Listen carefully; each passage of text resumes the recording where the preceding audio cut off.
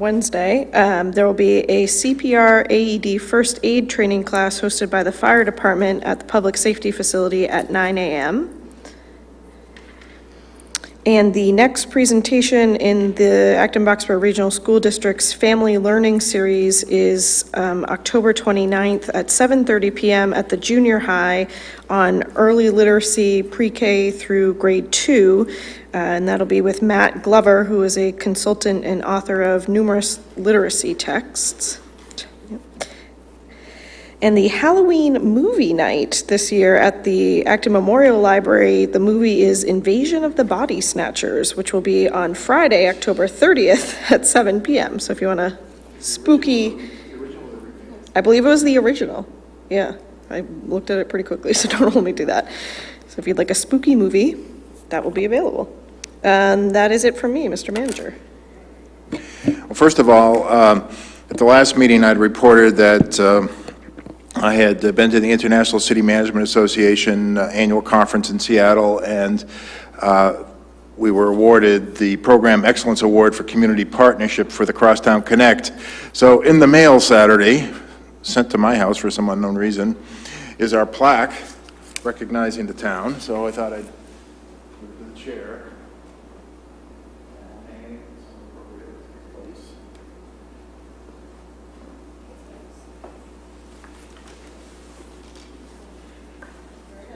Yeah, that's right.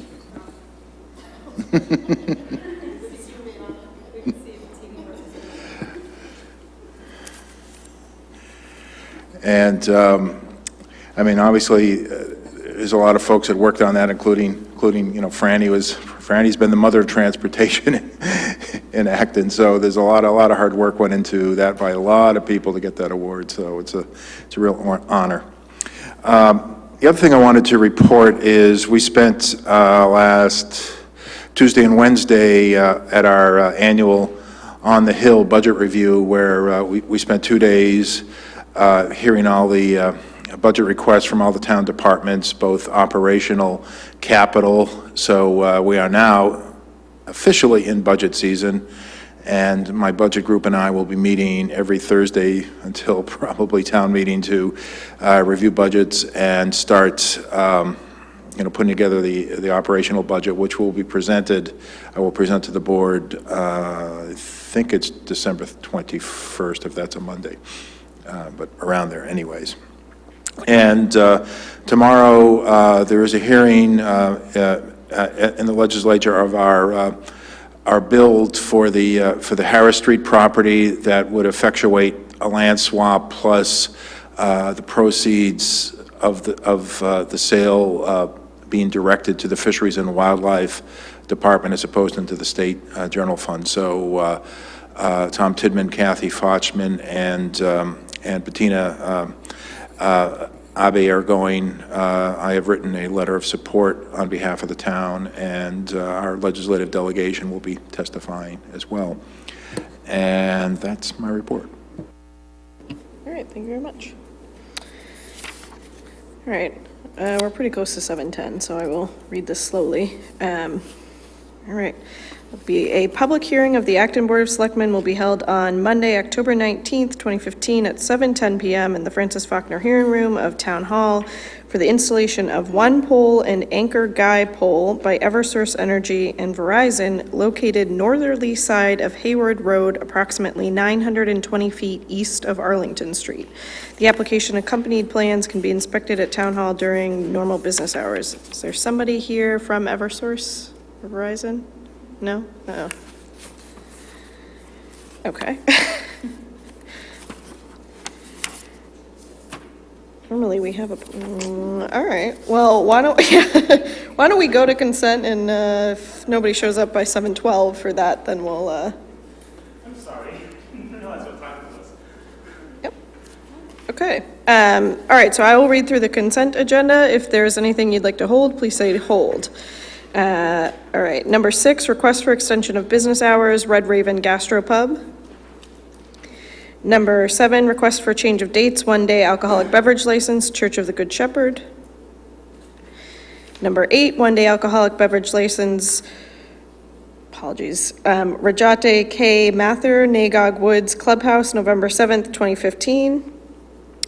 Number 9, accept gift recreation department, a product donation list from Dunkin' Donuts totaling $167.96 to be used at the annual Halloween cemetery tour on Saturday, October 31st. Number 10, request disposal of obsolete material, Acton Memorial Library. And number 11, approve meeting minutes, September 28th, 2015. Okay, hearing no holds, do we have a Move motion? to approve the consent agenda. Second. Okay, all those in favor, please say aye. Aye. Aye. Any opposed? Any abstentions? Okay. All right, we are still not quite at 7:10. Yep. There were a couple of very tiny typos that I meant to, I don't know if it went through, so I meant to send it to you on those. I didn't realize the meeting minutes were within the consent agenda, and so it went quickly. Okay.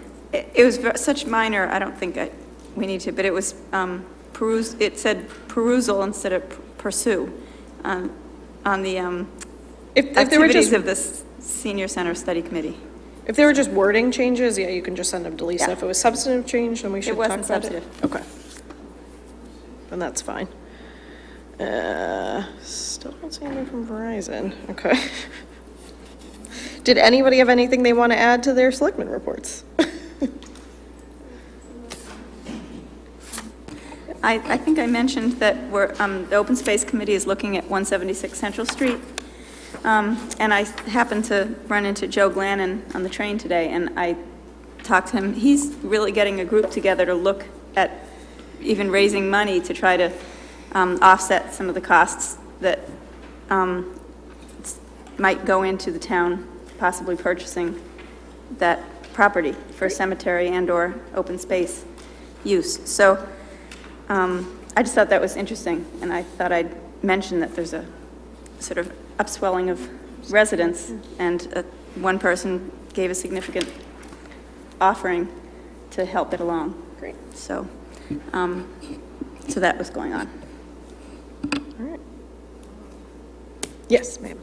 Since we're killing time, I didn't have the Water Commissioner's agenda when I submitted my report in writing, so I have the agenda for tonight. They're meeting tonight, and they will be discussing, among other things, the Town of Concord's request for connection to the water district on Knox Trail in Acton. And also, they will be discussing the nuclear metals Superfund site. Is this the first time they're discussing the Concord request? I know I had seen that email. No, but- they've talked about it before. I know, It's just that there's- they always meet when we're meeting, so I Yeah. don't usually get a chance. So I get emails, and then I try to share them with the board, but yeah. And the nuclear metals issue has been an ongoing one, so. Right. But the Environmental Protection Agency's record of decision will allow for addressing the concerns about the plume that's moving under the Acebet, and that is posing a potential threat or whatever to our wells. So the water district is happy about that they won't have to wait until all of the soil cleanup and everything else is done on that site. That the water issue will start right away, so. Good.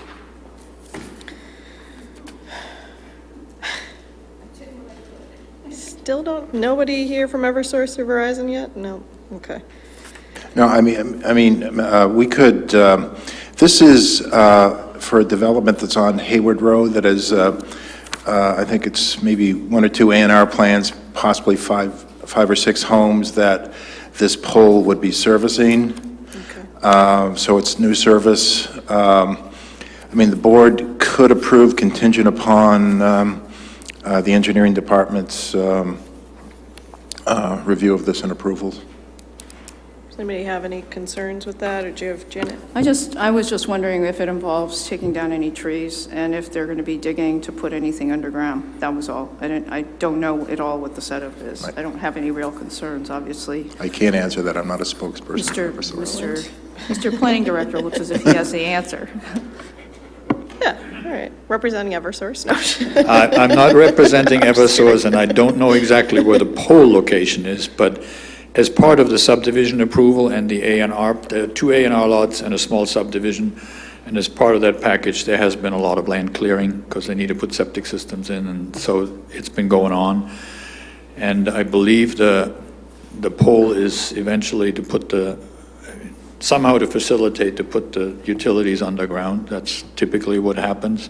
I can't guarantee that because it's a private way. It's not a public way that's been approved. I don't recall that, but it's going to be a lot of clearing because that's what happens in new subdivisions with lots, and so. Okay, any other questions? So does anybody want to make a motion if people are comfortable doing it, approving it contingent on engineering department? I got to find the order now. Oh, here it is. Move to approve the pole location contingent on engineering's approval after review. Second? Okay, any other questions or comments? All those in favor, please say aye. Aye. Aye. Any opposed? Any abstentions? Okay. Okay. We're a little early, but I'm gonna read the hearing notice for our next item. The Acton Board of Selectmen will hold a public hearing on October 19th, 2015 at 7:20 PM in the Francis Faulkner Hearing Room in Town Hall for an order to show cause for an alleged over-service incident at Crossroads Cafe, 405 Nygaax Square, Acton, Mass. On June 13th, 2015. The documentation can be inspected at Town Hall during normal business hours. Deputy Chief, do you want to come up and get settled and for 6 minutes? Yeah. Sorry, we're going quickly tonight, I don't know. It is okay. Our dog says So are we still waiting on people? Yeah, All right, so I'm moving it back. okay.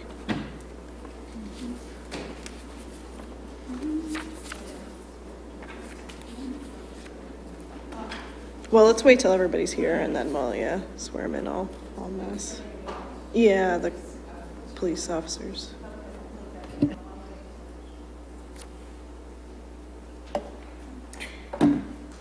I think Morrison, except Mary Ann's coming, so she's gonna stop by later, so I told her probably. I think the meeting is 7. Yeah, or well, it's 7:30, but I told her we'd probably be around 8:30 for it, so.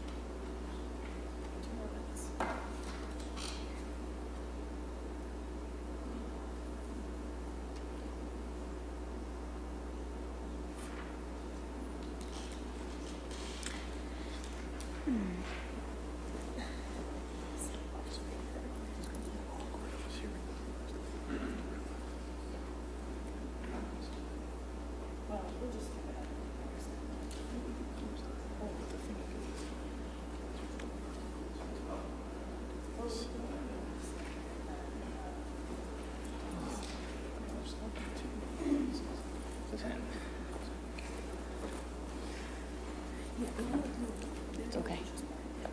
We're still waiting on some. Just clear what we're waiting for. Oh, I had a Maybe work the meeting. time, maybe the time. Oh, yeah. Yeah, that ran, and I just like wasn't paying attention, and so I left. Like, Suddenly. yeah, I was just like, oh, I gotta go. Sorry. Meeting was supposed to end at 6, and so I was like, oh, okay, there's no problem, right? Right, you still have But you know, Yeah, it wasn't a problem. being standard work meeting just went on and on and on. Yes. Do you work at home or in? I work from home, yeah. Oh, okay, I didn't know that. But so it's not too bad, but like it's still like it was over like a teleconference service, and I was like, oh, sorry, it's like 6:55, gotta go, sorry. Yes. Hope you didn't endanger anybody on the way over here. No, I didn't. I mean, it was just I knew I was gonna be late when I left, and so I just didn't. I was like, well, I'm late, so Yeah. the extra like minute and a half or whatever I gained from driving like a maniac isn't worth it. Right, yeah, yeah. So What? You didn't miss too much. I'm glad you're gonna get over to the senior center. I heard you. yeah, no, I'll get over there on Thursday morning. My company operates on Mountain Time, and so like it's 2 hours? well, Three? there's Sure. So I mean like so I have some flexibility in the early morning to not be working. Yeah, yeah. Right? So Oh, that's good. Is it, somebody said we were into gaming. I didn't really understand what you do. Game software. no, not that's my hobby. Oh, okay. That's okay. not what I do for actual work. Oh, okay. That's not what pays the bills. I wish it paid the bills, but Oh, okay. that's not what pays the bills. Okay. That's what spends all the money. Yeah. That's too bad. Yeah. Yeah. I was just looking again at the, All right. I've been like I've been home like in the past month. I've been home like 5 days. wow, so what were you doing in Ohio, or was it Ohio or Chicago? Chicago. Just trainings and Vacation? conferences. Oh, okay. And like I just been like the past month, I've just basically been gone, like and just like not here. Yeah. And so it's like I'm like just getting back into things. Yes, yes. Yeah, I'm actually sort of happy that it's spoiled, but I'm happy that my traveling on weekends is going to end after next weekend, and then I'm just here to stay. So like I was in Connecticut for like a week, which was kind of like travel, but not really, right? But For I work. wasn't gonna drive up here for like a meeting, right? Yeah, yeah. And then But you did call in, right? no, I didn't. Oh, I thought. I was wondering. And then I was in Albuquerque, New Mexico for like 2 weeks. And Oh, I was in okay. Chicago for like 5 days. Oh, okay. And then I was back here for like 3 days. And then I was back in Albuquerque again for like Wow. another like week. Did you get to do any touring around Albuquerque? A little bit. I was just there this summer. That's- So Huh. So what did you do for fun there? I mean, I just hung out and sort of explored the city. oh, okay. Oh, that wasn't work. That was No, that was work. Oh, My okay. company's based in Albuquerque. But when you were free, you just yeah, explored. So, I mean, yeah. so obviously I had nights free and whatnot. Yeah. And so I just hung around the city. I was there during the balloon fiesta. So Oh, neat. Oh, wow. that was fun. Yeah, I've seen pictures of it. That's Yeah, amazing. that was fun. Yeah. But I was just basically running around the city, and then that's all. Huh. I was more in Santa Fe, and I was in Chuchas, which is above Santa Fe. Santa Fe is a very different city. Huh. Like from Albuquerque, like Oh, the two of them are very, very more different. artsy, sort of. Yeah, and also it's like it looks different. Yeah. Albuquerque looks like a modern city. Santa Fe looks like it came out of like the 16th century or whatever. Yes, In a lot of Spain. respects. Yeah. Yeah. Who are we waiting for with this? Who are we waiting for? The restaurant? Oh, okay. Yeah. I'm starting to think, I don't know if it's possible, I haven't investigated, but it's like one by one the restaurants come to us and then we say, you gotta start taping. And I'm wondering if we should just like pass something that says you must be taping and you must be saving. you know, and when something gets reported, you absolutely mess, and, you know, I don't know, I would like to find out, because it's sort of like a barn door thing. I mean, it's like each one, and then it's like, oh, in more than once it's happened that they have lost it, you know, and that's not acceptable. It doesn't say, or they don't, yeah, this last one was unclear, so.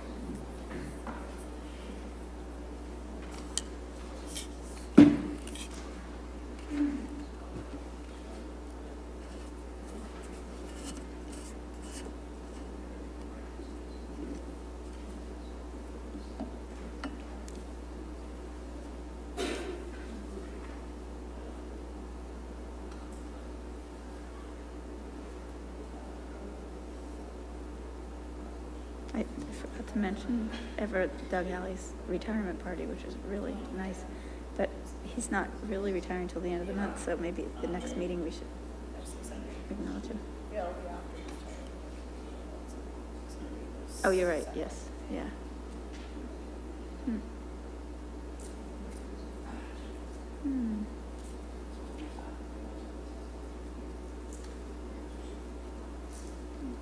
That was a really nice party. Yeah. Yeah, I heard that. That's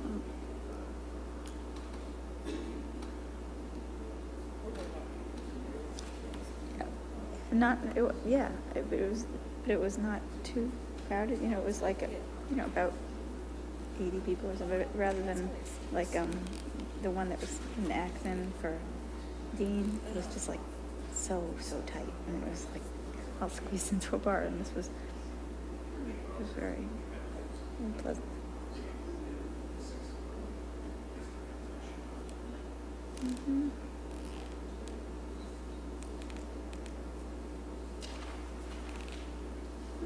You know, the December 21st meeting, like, we have a traditional trip our family takes, and so I'm just going to be in Maine for that one. So I wonder if I can call in remotely. Yeah. I know. So at least I can hear it from. Yeah. Yeah. I know. We're only going from Sunday to Wednesday. It's like 4 hours apart. And I thought, oh, should I stay home? And then. Yeah, you know what really worked was I looked at it on the computer, so I had the visual, and then I was on the phone for the audio, so I could see what the people looked like and everything that we're talking, but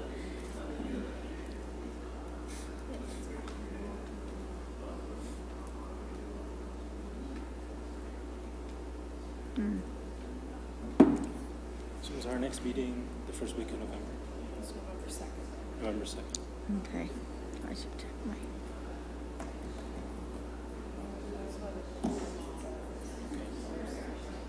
Wait, so is this all we have? Oh, I see. All we have left is the ESS.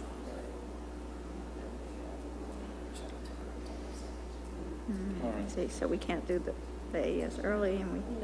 I see.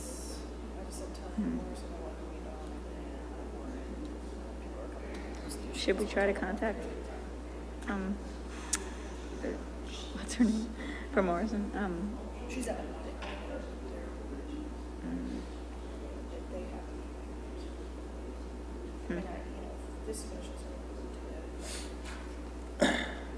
Huh.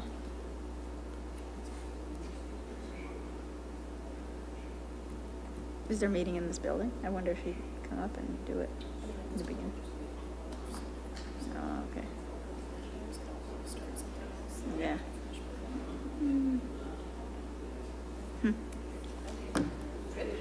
Okay, we've got everyone present and needs to be present, and it is past 7:20. So I've already read the hearing notice. If the clerk,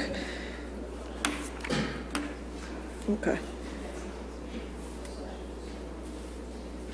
Right.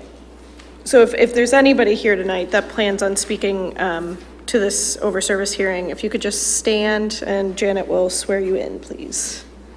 Officers, anybody? Yeah, the three of you, Anybody from Crossroads? all of you? Okay, do you swear to tell the truth, the whole truth, and nothing but the truth? Thank you. All right. Okay, Deputy Chief, would you like to take it away? Good evening. We're here tonight for a Oh, can you just turn on your mic? Sorry. Thank you. All right. We're here tonight for a possible over-service at Crossroads Cafe back in June 15th, 2015. I'm going to run through the overview. I thought the attorney was going to be here, but so I just made some quick notes. It won't be as smooth as Detective Rensselaer's usual presentation, but I'm going to try to get the highlights. On June 13th, Saturday night, Officer Martin, this is Officer Martin Lawrence to my left. We also have Officer Dan Hallway in the audience, too, for any questions. He was on scene that night. On June 13th, Saturday night, the officers responded to an accident, Great Road at Brook Street, approximately 9:25 p.m. 2 vehicles involved. Both vehicles were disabled and had to be towed. The operator of the Ford Escape was a female. During the course of the investigation of the accident, the officers detected an odor of alcoholic beverage coming from a person. They asked her to perform a series of field sobriety tests. Officer Martin conducted those field sobriety tests. He's able to testify that the first test he gave was the alphabet test. During the course of that, he could smell the alcoholic beverage on her breath again during the course of the test, and she didn't get to the letter W. She didn't do the whole alphabet once. She stopped several times, and upon the officer asking her if she was done, she would finish up. The second test was counting back from 57 to 43. On her first attempt, she missed the number 50, and she continued counting down to 39. Upon giving her a second chance, she got all the numbers correctly, but again, counted down to 40 and didn't stop at 43. Another test he gave was the Nystagmus gaze, which tests deviation of the eyes. There are 6 clues they're looking for. He found all 6 clues were present, indicating that she was under the influence of alcoholic beverage. Another test he gave was the one-leg stand. During the course of that, she wasn't raising her leg high enough, and on several attempts, she was using her arms for balance during the course of the test. The last test he gave was the walk and turn test. She lost her balance during the instructional phase of the test. She began the test on her own before being instructed. During the course of the test, she was using her arms for balance, holding her arms up like an airplane, and failed to count out loud as instructed during the instructional phase of the test. As a result of the field sobriety tests, Officer Martin placed her under arrest for operating under the influence of intoxicating liquor. After they got back to the station, it was determined that she had a prior conviction, so she was charged with OUI second offense as a result of that incident. Officer Martin's here, available for any questions if you have any. And during the course of the investigation, it was discovered she was at some type of memorial service earlier in the night at Crossroads Cafe. Thank you. Are there any questions from the board members? Janet? First of all, I'm going to ask what I've already gotten the answer from Lisa, but is there a video of the incident, or did either is there a video, or did any of the police officers on the scene actually go back to the restaurant and see a video that they could talk about? We notified Crossroads on June 17th, Wednesday, about the incident the prior Saturday, and asked them to preserve any and all information regarding that incident, and showed her a picture of the woman involved to help them figure out who it was. And I don't know if there was any receipts produced or video produced yet. Okay, so somebody else would know whether there are receipts.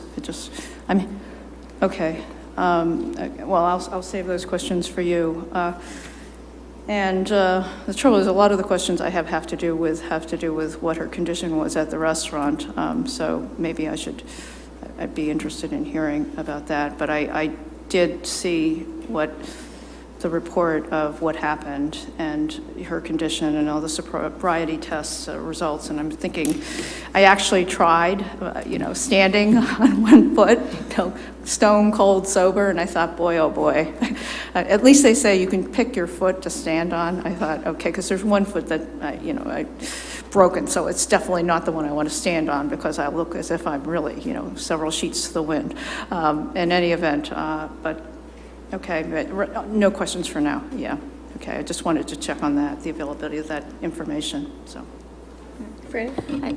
I just wanted to comment that I am actually, I had the same reaction. It was like, wow, I'm not sure I could do all these, but it sounded like Officer Martin used, it said, due to these and my training, I determined that and that I took more weight on that part. I mean, no, not that I don't trust the chest, but I was thinking, wow, could you really tell? But it sounded as though some of those tests strongly, as well as your own intuition, said that she was intoxicated. Okay, no other questions. Is somebody from Crossroads here tonight? Do you mind coming up to the microphone, and if you just want to speak about the incident from your perspective?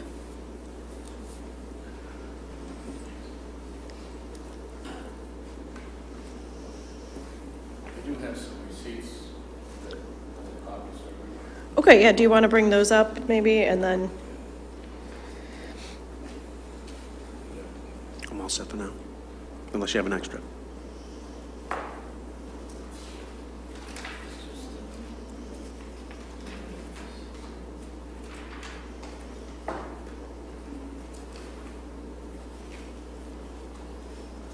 And then when you go into the mic.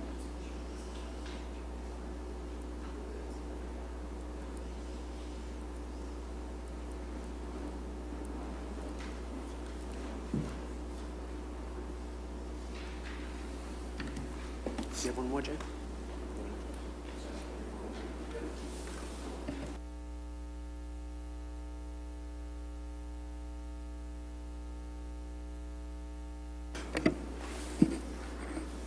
Good evening. Yeah, my name is Jay Manning. I own and operate Crossroads Cafe. I'm here to defend the restaurant against these allegations. Just listened to Deputy Chief, and I will agree that, yes, this person was at Crossroads on June 13th.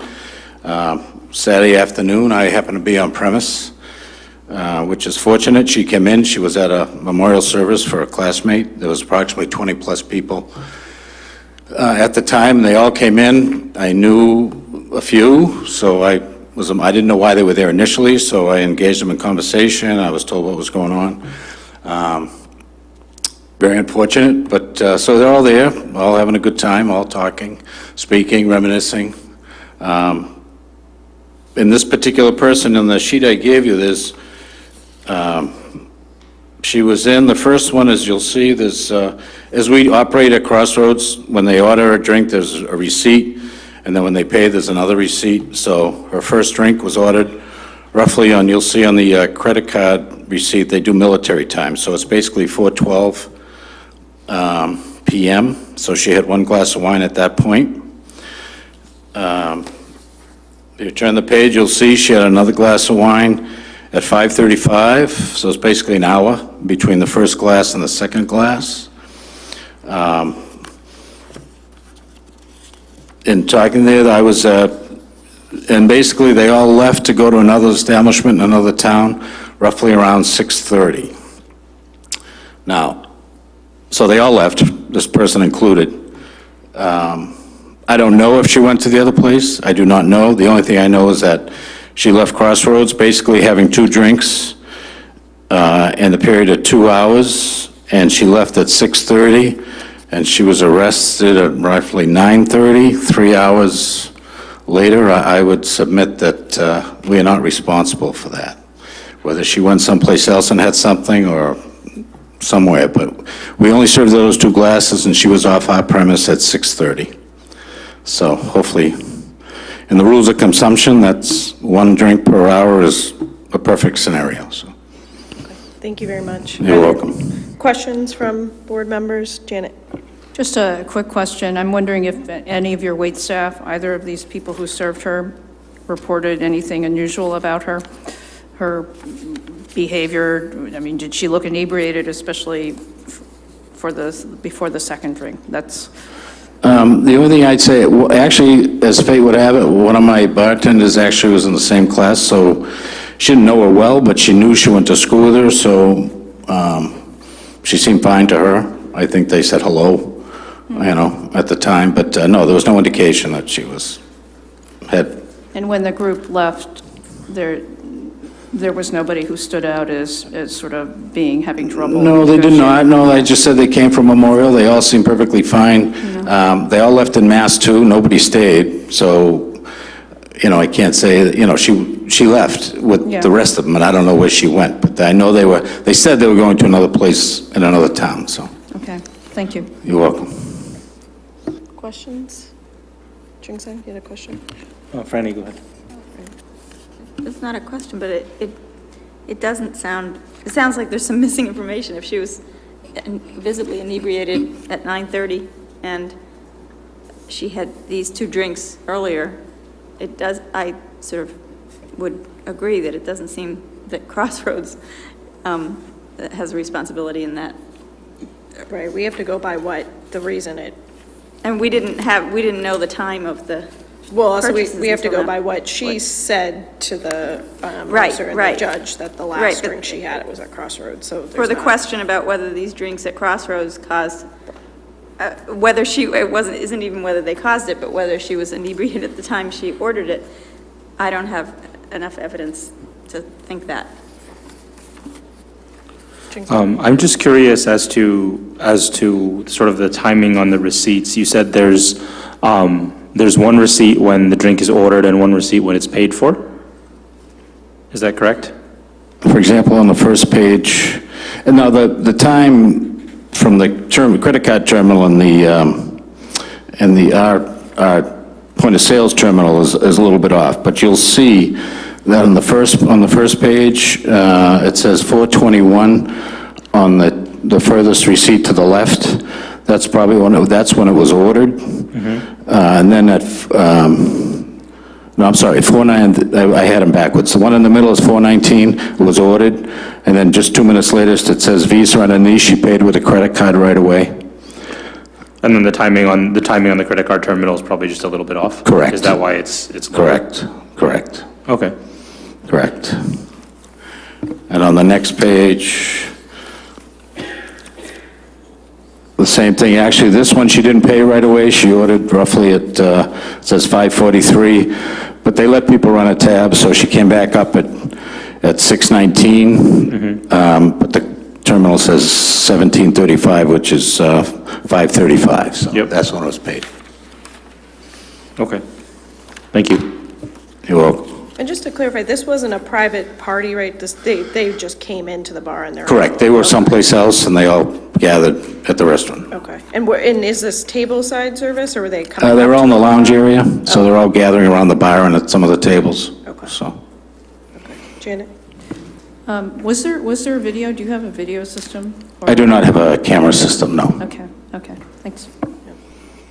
Okay. I mean, I think I agree with Franny. She said in her statement that the last drink she had was at Crossroads, but it seems like that probably is not the case. I think having 2 glasses of wine in 2 hours is nothing to be too concerned about, and if they left at 6:30 and the accident wasn't until 9:30, there probably was some activity in between that we just don't know about, whether it was at home or in a car or someplace else. So I'm inclined to find no cause, but Janice? I move to find no violation of the state alcoholic beverage law.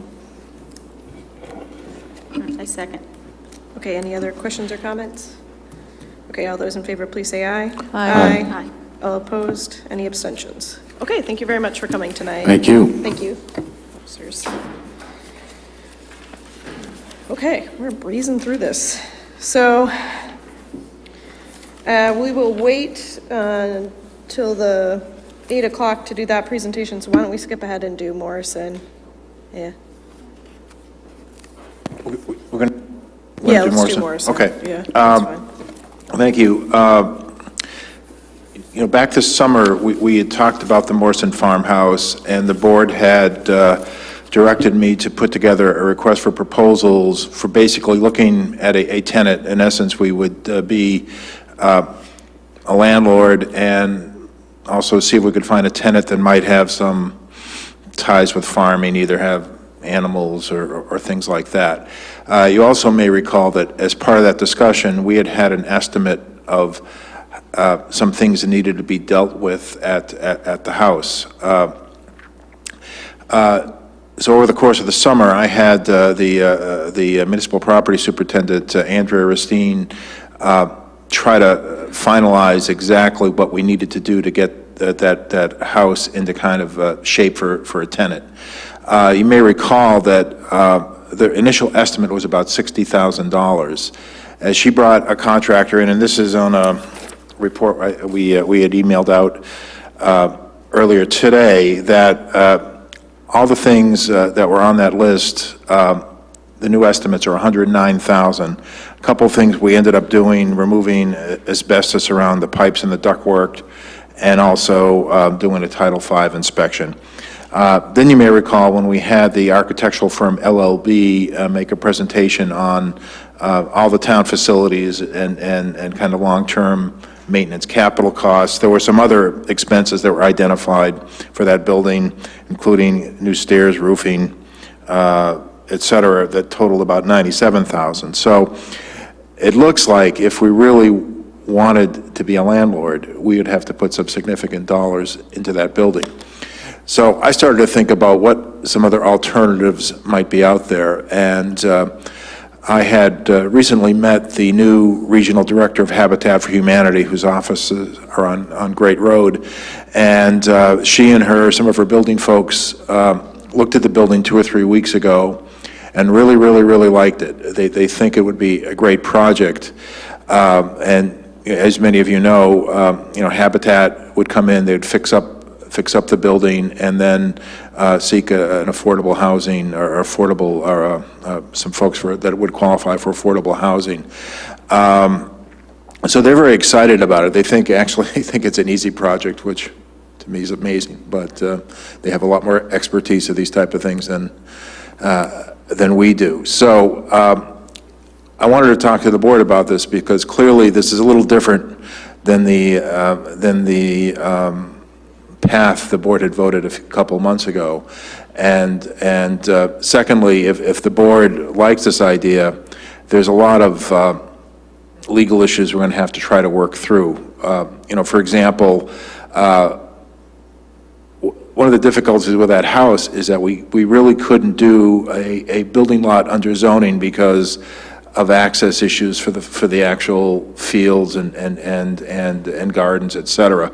So we're going to have to figure out creatively with town council, with the planning department, how we could do this, because it has to be home ownership. It's not, the Habitat only does home ownership.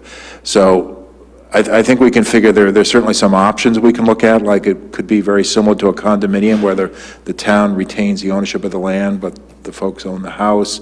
Maybe we need to do a rezoning to make it a legal lot.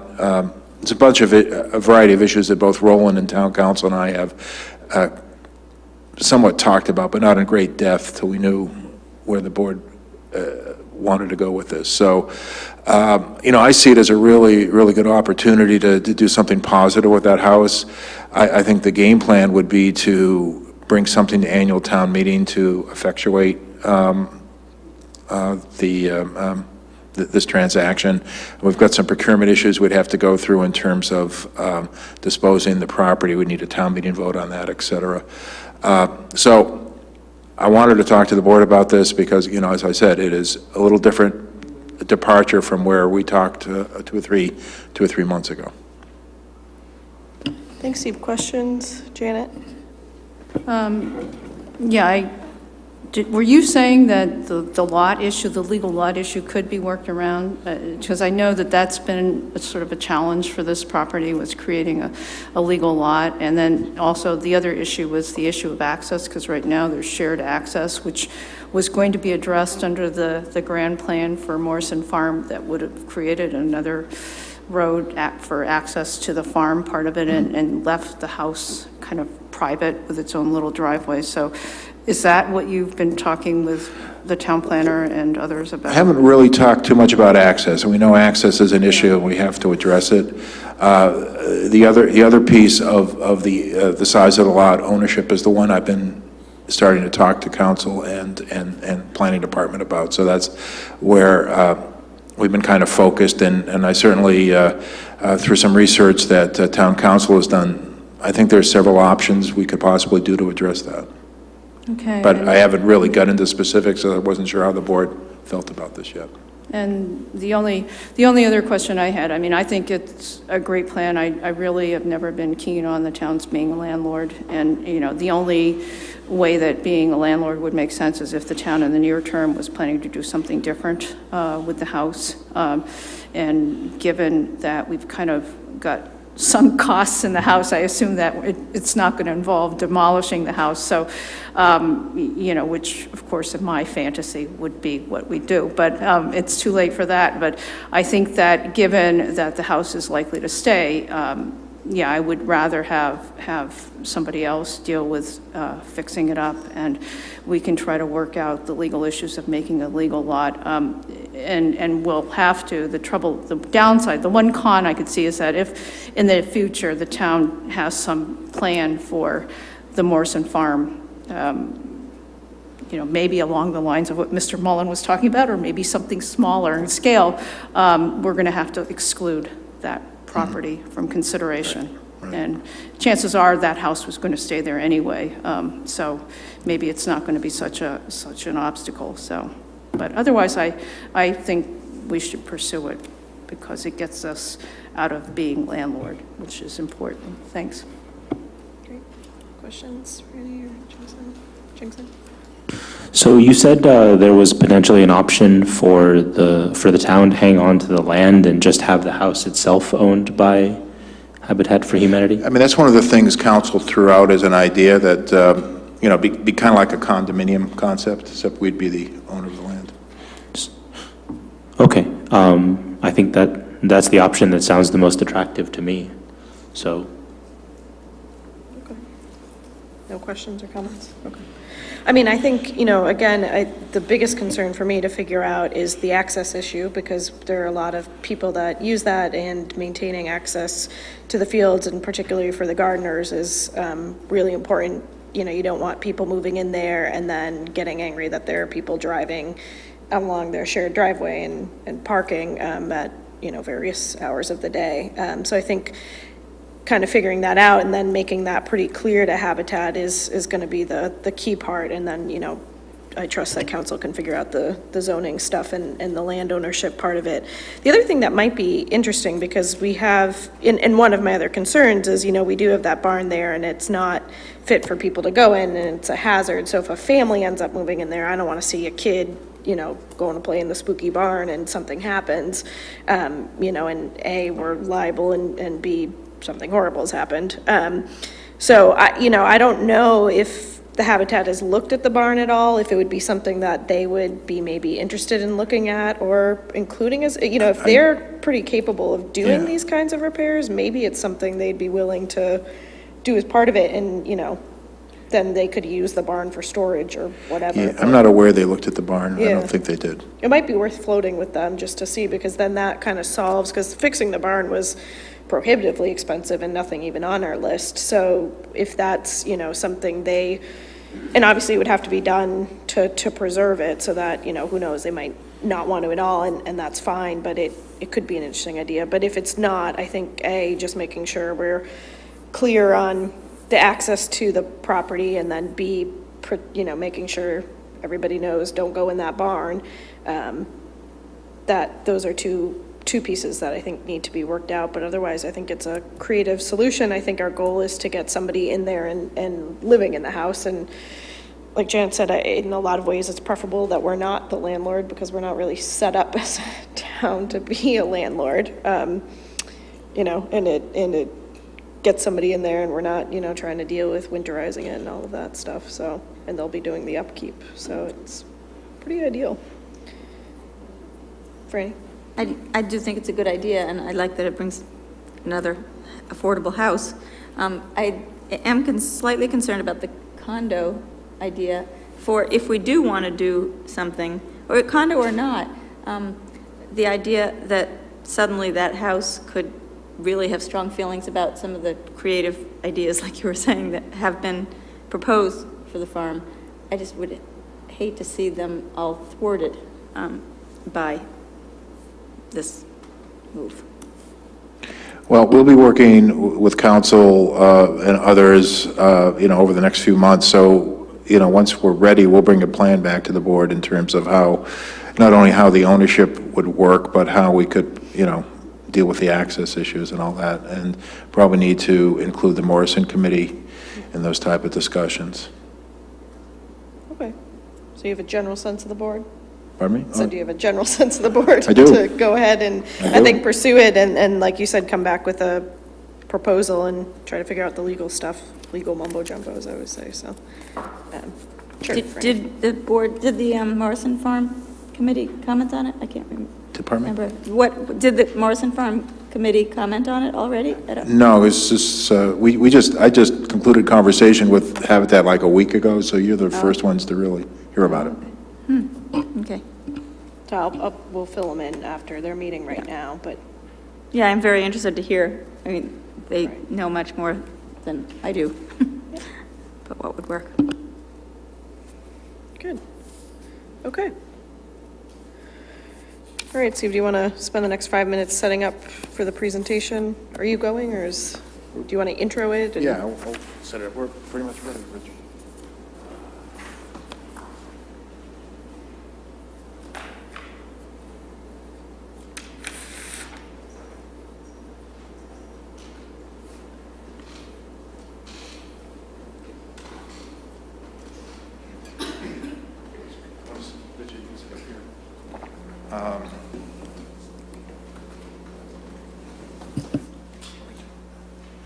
So I'd like to introduce Richard Ellert. Richard is the Chief Operating Officer of Associated Environmental Systems. They're currently housed in AIR and are been looking at 8 Post Office Square in Acton as a possible consolidation of their operations. And Richard is going to talk to you a little about his company and the things they do. And I think I met Richard, I think it was probably back in July when we started meeting. And, I kept thinking about when I was like in junior high and I was doing a science project and I bought a big Fresnel lens from Edmund Scientific, which for some of you guys in the audience remember Edmund Scientific. And I melted a penny with this big Fresnel lens. And so Richard company tests things at extreme temperatures. And I said, wow, my 13-year-old self really thinks what he does is really, really, really cool. So I got very excited about it. And now I get into town manager from that as an entirely different topic for another time. But nonetheless, Richard is here this evening to tell you a little about his company, what he is seeking, and to answer any questions. Once Richard's done, I do have a brief presentation about the economic development incentives that the state has made available to cities and towns. So let me turn it over to Richard. Thank you very much. Thanks for having me tonight. Sorry for repositioning myself. I kind of need to see. All right. So as Steve mentioned, my name is Richard Ellert. I'm the Chief Operating Officer of Associated Environmental Systems. And without further ado, I'll give you a quick presentation about the company. And please feel free to interrupt me as you need if you have questions. So what do we do? We actually do not test anything. We design and engineer and manufacture environmental testing chambers. And it goes literally from little tabletop machines that are used by labs all over the world, but mostly in the US, all the way to massive facilities. For example, Boeing uses one of our chambers to test wings. And so they're bigger than this building. And so it's a very interesting business. Everything that we do is pretty much custom. Every chamber we make is custom. The company's been around for 55 years, the whole time in Massachusetts. The last 15 years in Ayer, just a little north from here. And we have an installed base of about 100,000 chambers throughout the US and throughout the world. As mentioned here, our chambers are used mostly for electronics, aerospace, biotechnology, anywhere you need to actually test a product in an environmental product. It's important to mention that 100% of our chambers are actually designed, engineered, and manufactured here in the US, in fact, here in Massachusetts. This is to give you an idea of what it looks like. So it's basically ovens.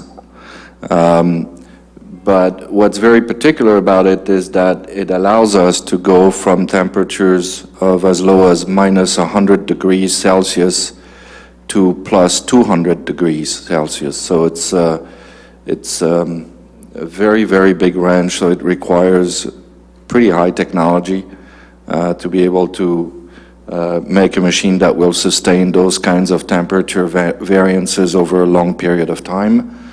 And also, a large part of our chambers also include humidity and salinity, so that you can test rust and how things react to the environment. What you see here is on the left floor models, bench tops that, as the name mentions, they're pretty much placed on bench. And then rack mounts. The one that you see here is a facility at Cisco in San Jose, California, where they have 180 of those machines in one room.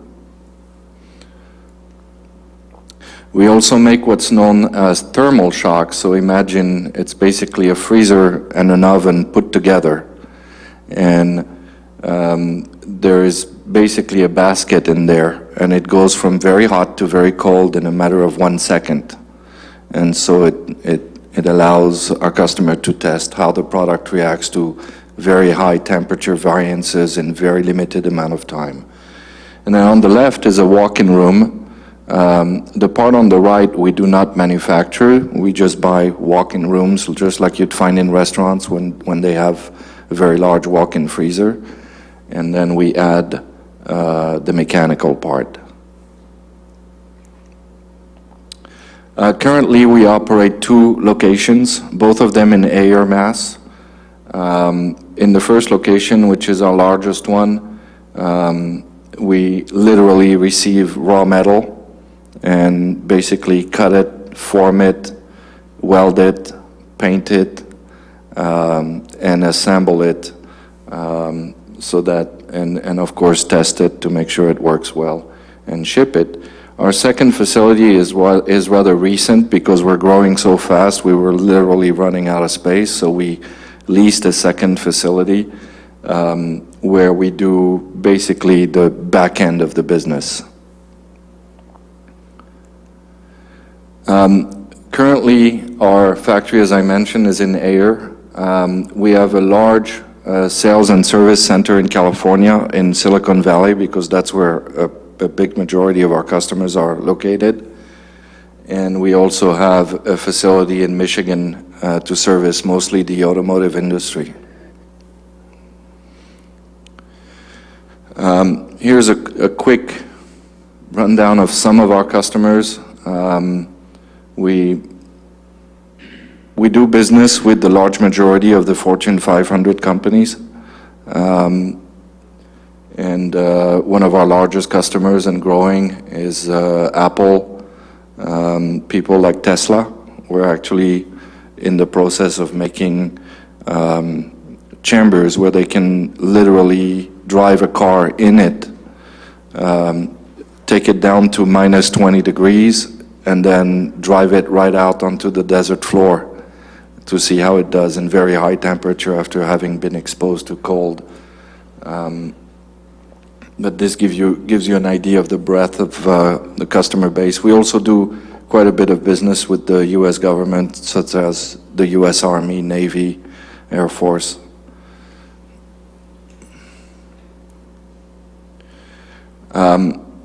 The company has evolved from being a very, very basic mechanical assembly company to being on the forefront of technology.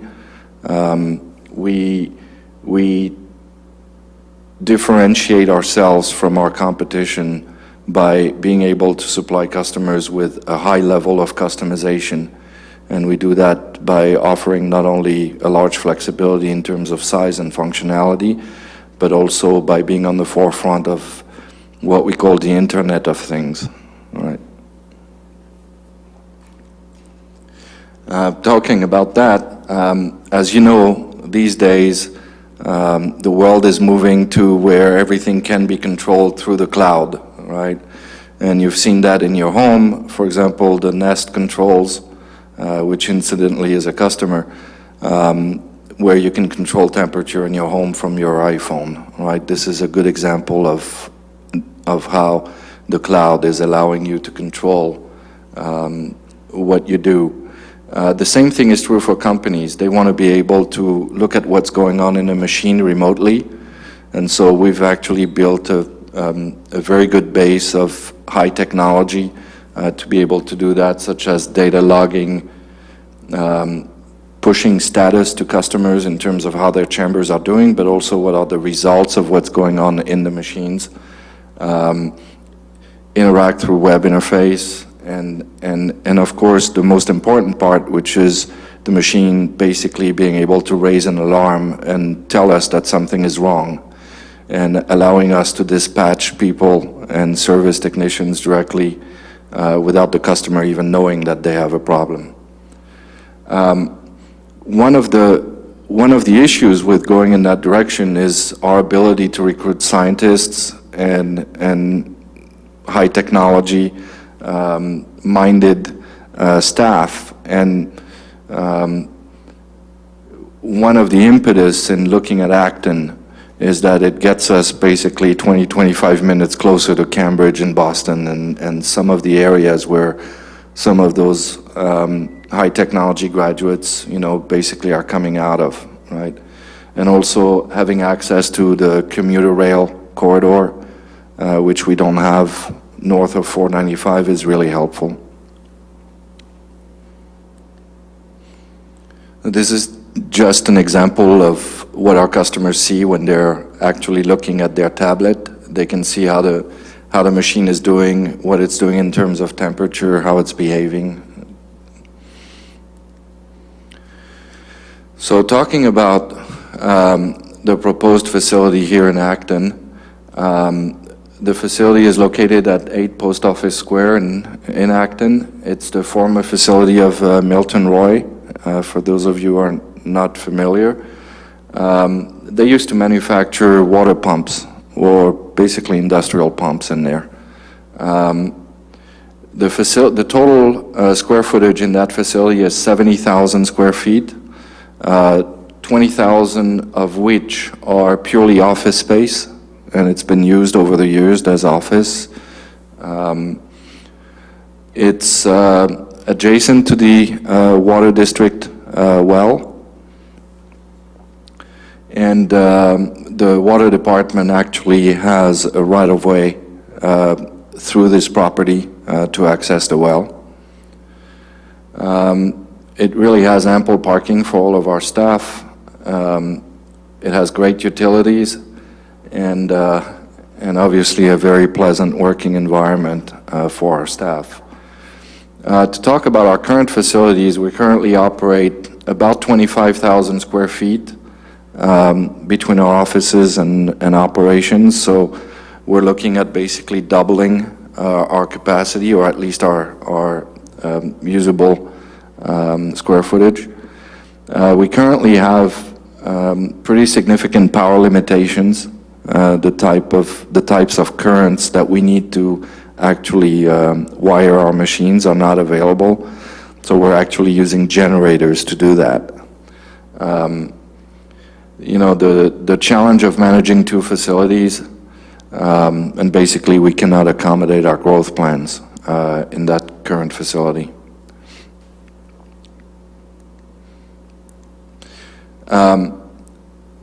The facility, in terms of numbers, we currently employ 55 staff.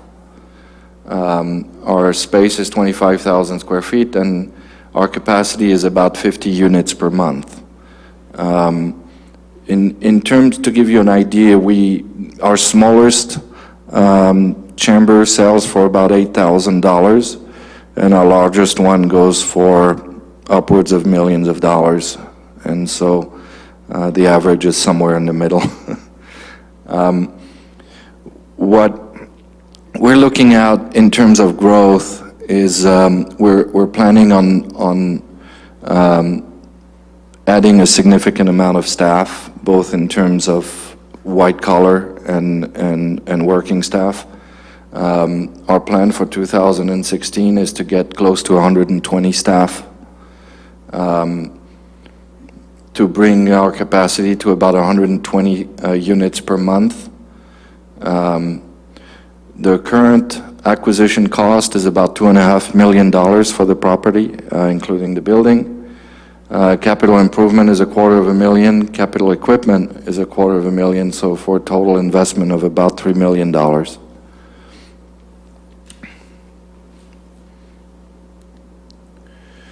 So we have been working with Manager Ledoux and his staff for the last 2 or 3 months, actually, while we are in the process of making a decision on our move. And I have to say it's been a real pleasure. They've been incredibly supportive, very proactive, and I think it's probably making a huge difference in terms of our ability to make a decision. What we have done so far is actually worked with Brian in the tax department to make sure that the tax assessment is actually in line with the purchase price of the property. The zoning determination was actually completed last Friday, which means we have already disclosed all of our MSDS, which is material safety data sheets, which outlines each and every material we either use or plan on using or have used in the past, so that it could be assessed by the zoning department and the health department to make sure that it complies with current zoning requirements. We're also working on the occupancy permit, where since we're planning on having less staff in there than was there previously, this shouldn't be a problem. And we've also done a preliminary review by the building department and the fire department so that we could gauge how much work is going to be required to make sure that the building is fully compliant. What is still pending is we're working both with the state on the economic development and incentive program, which to be able to complete the special tax assessment. We're also looking for a facilitation of the permitting process to make sure that somehow we're not bogged down, for months in terms of administrative requirements. Not that we're asking for any favors, we're just saying, let's make it quick so we can move quickly. And then the access road and the parking lot is in quite poor condition to the point where we think it probably won't make the winter. And so since there is a shared use by the water department and the tenant of this building, we're talking with Manager Ledoux and his staff about how we could somehow accommodate having this fixed as quickly as possible and figure out how we do this together, all right? I spoke earlier about the special tax assessment, and so this is what we're working on with Manager Ledoux, and obviously what's in front of you today in terms of tax, and what you could call it tax incentives. And we're doing this in conjunction again with the state, with the EDIP process. And basically, based on an estimated annual tax assessment of $50,000, this program would basically give us a relief of $125,000 over 4 years. We're planning actually to allocate specifically those funds to green development, such as adding a heat pump so that we rely less on fossil fuel for heating, and developing a solar array and electrical storage. I don't know if you're familiar, but Tesla, which makes the electric cars, has actually developed a storage system for electricity. And as you know, it's great to have a solar array, but when you don't need the electricity, it basically either gets sold to the grid, which is not always a proven solution, or it's lost. And so being able to actually store this energy and use it when you need it, then it starts to make sense to actually put a solar array. And the beauty about this building is it has basically 50,000 square feet of flat surface on the roof, so it makes perfect sense to actually do this. And it's built to actually support that kind of structure on top of it. So, and of course we always pursue every way we can in trying to let's say lessen our carbon footprint in everything that we do.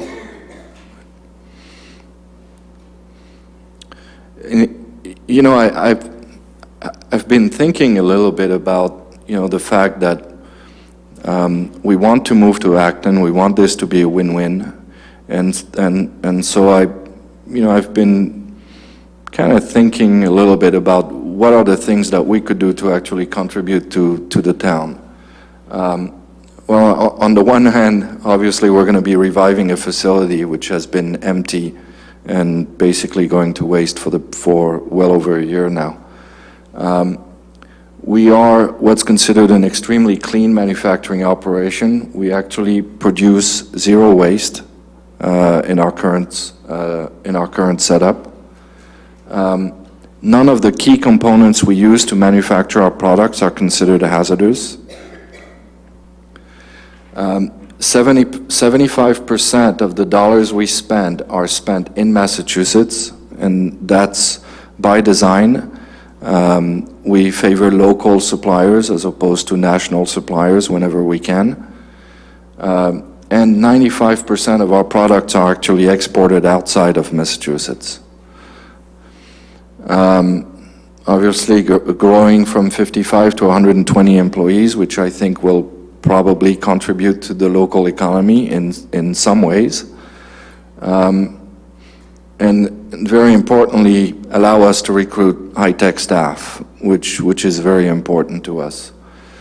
And even more importantly, I think giving us the ability to contribute to the use of public transportation facilities, because that's really a plus for anyone that's coming from the south or the east, right?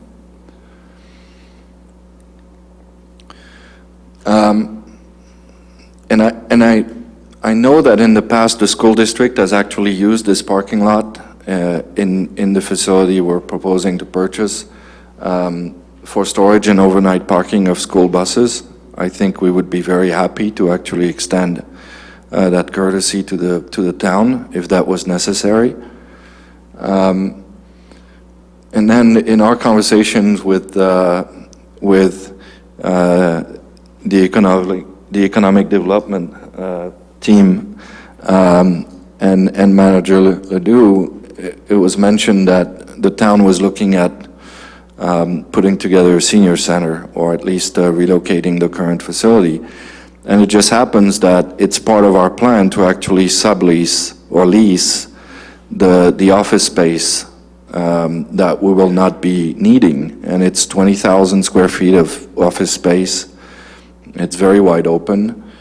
And I think it would be very interesting to actually explore whether that's an appropriate facility for locating a senior center there. And if that was the case, then our CEO and owner has actually made a commitment to actually lease that at a very competitive rate, and that means, below market rate. Right. And by the way, the second floor of the building is actually, since it's on a hill, the second floor actually is on street level. And it has parking, and it has handicap access, and it's very green. It seems to me like actually a pretty nice, I wish we were moving up there, right? So that's all I have for you tonight, and I'm happy to answer any questions. Steve, do you want to do your? Yeah, probably. Yeah, we'll do that first, and then, thank you very much. Well, you can stay up there while questions.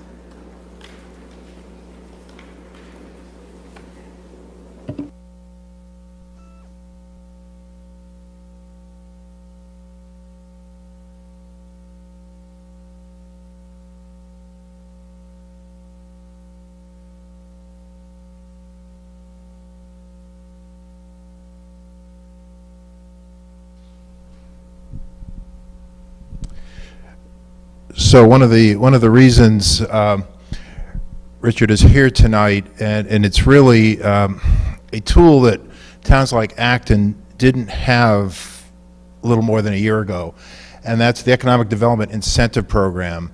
It used to be that in order to work with businesses, look at special tax incentives, et cetera, you had to meet a certain demographic guideline, which communities like Acton were really kind of too rich to do that unless you piggybacked on another community. So now, about a year ago, the law changed, so any city and town can kind of get into this if, in fact, the Economic Development Incentive Program is initialized. So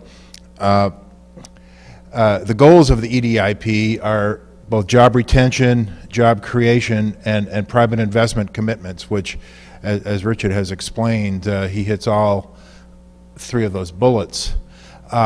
So the process of an economic development incentive program is the company makes a preliminary application for an EDIP. You have a draft of Richard's preliminary application that was in your packet.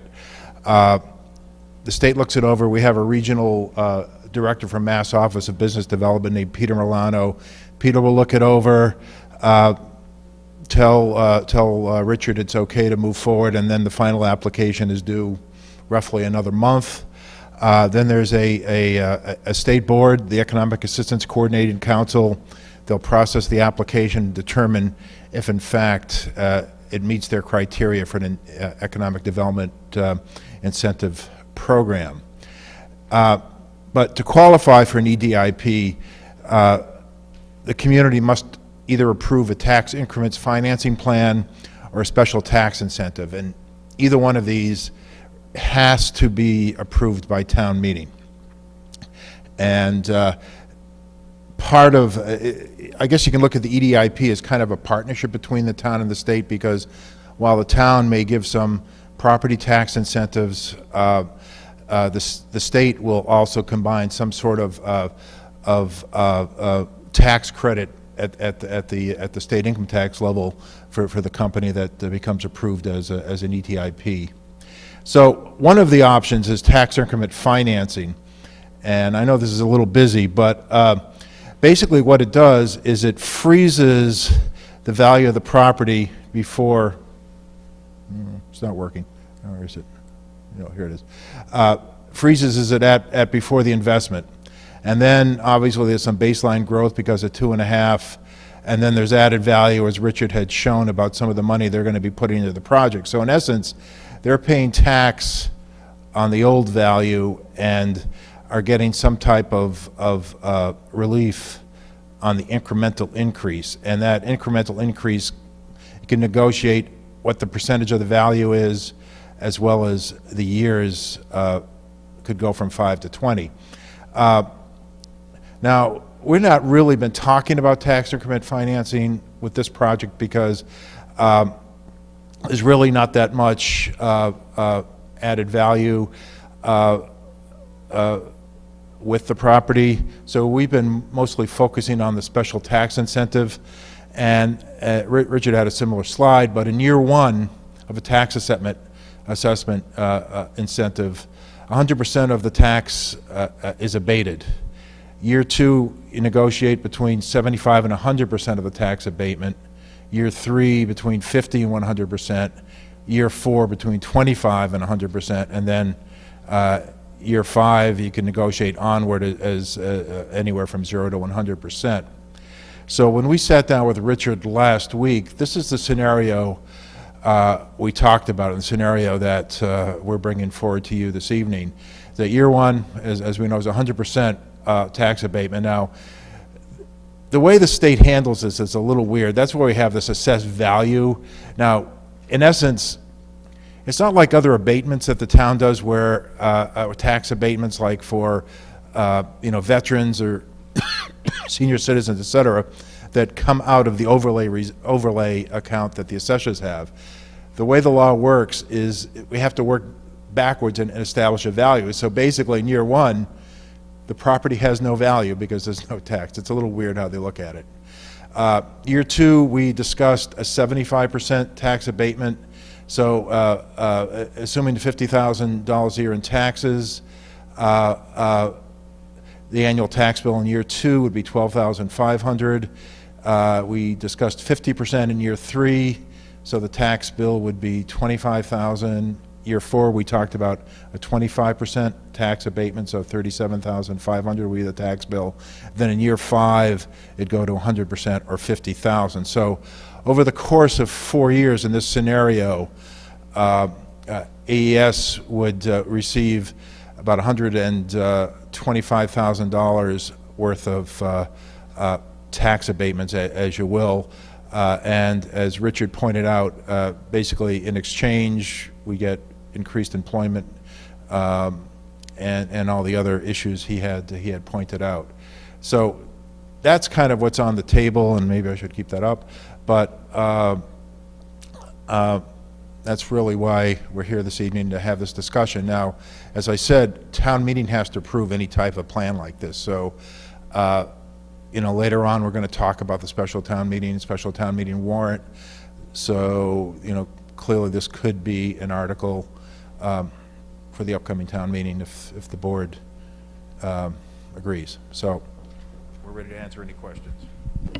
Okay, questions from Janet. We'll start this end. Well, the more I heard about this, I've heard about this, the more enthusiastic I am about it. I actually had a whole series of questions, and gradually as I was listening to your presentation, you were answering them all. And one of the questions I had was about the manufacturing process, and I thought, well, is this sort of light industrial? Because I think that's a district, and you've made it clear that you're really shifting. It is much more a high-tech kind of process that you go through, because one of my liaison assignments as a selectman is to the Acton Water District, which is actually not a department of the town, it's a separate entity. So one of my suggestions to you would be to make sure you talk with them about what you would like to maybe work with them on doing, say with regard to the access road and that sort of thing. I did shoot them an email to ask if they had any input on this, and they said they hadn't heard about it. So and because you are, I think you're in, at least part of the property is in Zone 2, which is sort of groundwater Zone 2, which is, they protect because the water is likely to get to Zone 1, which is the water that feeds the well. It's going to get there, I think, in 6 months. They tend to pay attention to what's going on in Zone 2. So that would be my first recommendation. Mr. Ledoux can provide you with the contact information there. But so the manufacturing, I think that they would only be concerned if you were doing something that was generating a lot of hazardous waste, and obviously if you were depositing it outside of the building, which you wouldn't do. let me look at my questions, because I've written some questions down while I've been Janet, listening. if I might, just one Yeah. of the reasons, Richard gave us all his material safety data sheets because, this is very near the Zone 2 of the Conant well, and both Doug Halley and Roland went through them all. We felt nothing was elevated enough to be of concern for that well. I just think that just as a courtesy, because it is really the water district's purview, it would be good for them to know. They know now, and I think that Matt Mosteller, who's the environmental engineer over there, said that he sees that the health director and the planning director had reviewed and not found any issues, so he assumes that it was fine with them. It's probably going to be fine with the water district, but in any event, one of the questions I had is, these are sort of nitpicky things, is when you talked about some of your units being, like in the case of Boeing, bigger than this room, I assume that the room gets built on site, and then you ship the part that actually does all the technical stuff, sort of like what was in one of your slides. I just was wondering how you put together the room. No, you're absolutely right. If I could give you an analogy, if you look at a truck, we actually manufacture the engine. Okay. And so if it's a very large chamber, it's actually built on site. There's no way to transport it. And what we do is basically we manufacture the part that allows this chamber to go up and down in temperature. And so it's usually a cabinet that's no bigger than a big closet. Mm-hmm. And so you're absolutely right. We've never done anything that couldn't fit in a truck, right? So I would have not really known how you did it, except that I saw that slide where you had the big room and then you had the box on the side that was more manageable size. Okay, I've already talked about talking to Water District, moving from manufactured to high-tech. I assume that part of your upgrading of the building would be including the power system, because you said that was an issue, and maybe it's going to include the solar panels or whatever that. Not necessarily. One of the advantages of this building is that it has everything we need.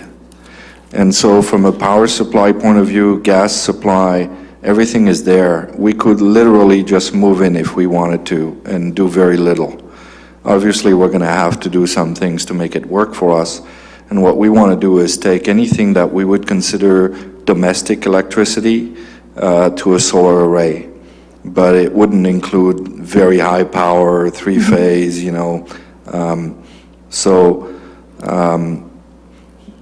So actually, this building is just ideal for us because it literally has everything we need. Okay, I was just there. I had to go to the post office, so I got a good look at the building, including the old sign, and I thought it's a really nice campus, kind of. It's very idyllic, and of course you're walking distance to the post office, and there's a daycare center also for any employees who have needs like that. But the only other request I would have is can we get the updated slides? Because these slides that we saw tonight were a little bit more detailed. Right. Richard just sent those this afternoon, so we can get those to you. Yeah, they were much more informative, so, yeah, and thank you very much. Sure. Just so that I don't mislead you, we are a manufacturing company moving to upgrade our abilities in terms of high tech. We do manufacture. We bring in metal. It is cut on site, it is bent on site, it is welded on site, it is painted. This is not going to change. What we are doing is upgrading the front end of what we do to be much more technologically driven. So I didn't want what I say to lead you to believe that we're actually cutting down on the manufacturing to go up on the high tech. It's kind of, giving us an edge on the market by going in that direction. I'm sure, I think I was just asking on behalf of the Water District, and you'll talk with them yourself and assure them. Thank you. I sure will, thank you. Brady or Chinkley? Brady? A lot of different questions. It seems like a really exciting thing, very appealing, a lot of appealing things about this plan. Absolutely. One was, you said you manufacture in this country. are all the parts made in this country, or do they come? I are think they I put have, together? I believe that right now 3% of our parts are actually made outside of the U.S. Oh, that's amazing. Yeah.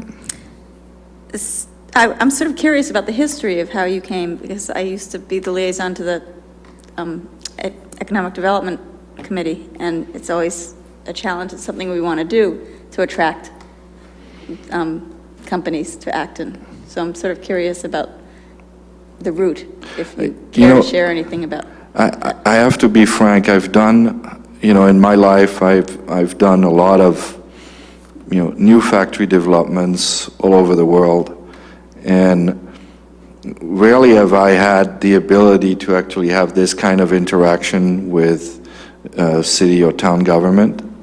And actually the idea came from Manager Ledoux to actually contact the DIP, otherwise I wouldn't have known. And so, but because it is a new program, we're actually discovering it together, so. Great, thank you.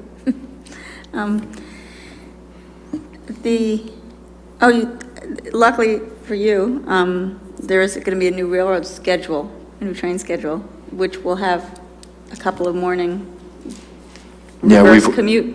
We've already looked at the schedule and actually communicated to the staff, and we're actually in the process of taking a survey of who's going to actually use public transportation so that we can kind of plan on who's going to need to be picked up at the train station and so forth, so, yeah. Oh, good. We have a fixed route bus coming that could actually take people. Yeah, I heard about that. We're quite excited about it, yeah. So I wondered what you meant by contribute to the use of public transportation. That's what we meant. I think this local bus system from the train station was mentioned during our meetings, and that's definitely something that we want to take advantage of. So did you mean any kind of financial help for the transportation system, or did you mean just using it? Well, I think that, us getting a van versus supporting a public system, that's going to supply the same service, to me, is, a very easy decision, right? So, yeah, we certainly would be happy to, contribute at least at the level of our use, right? And, That's good. yeah. Thanks. And the energy that's saved, I'm wondering if, can the town benefit from that energy in some way? Well, if we make it, we're going to keep it. He doesn't want to share his energy.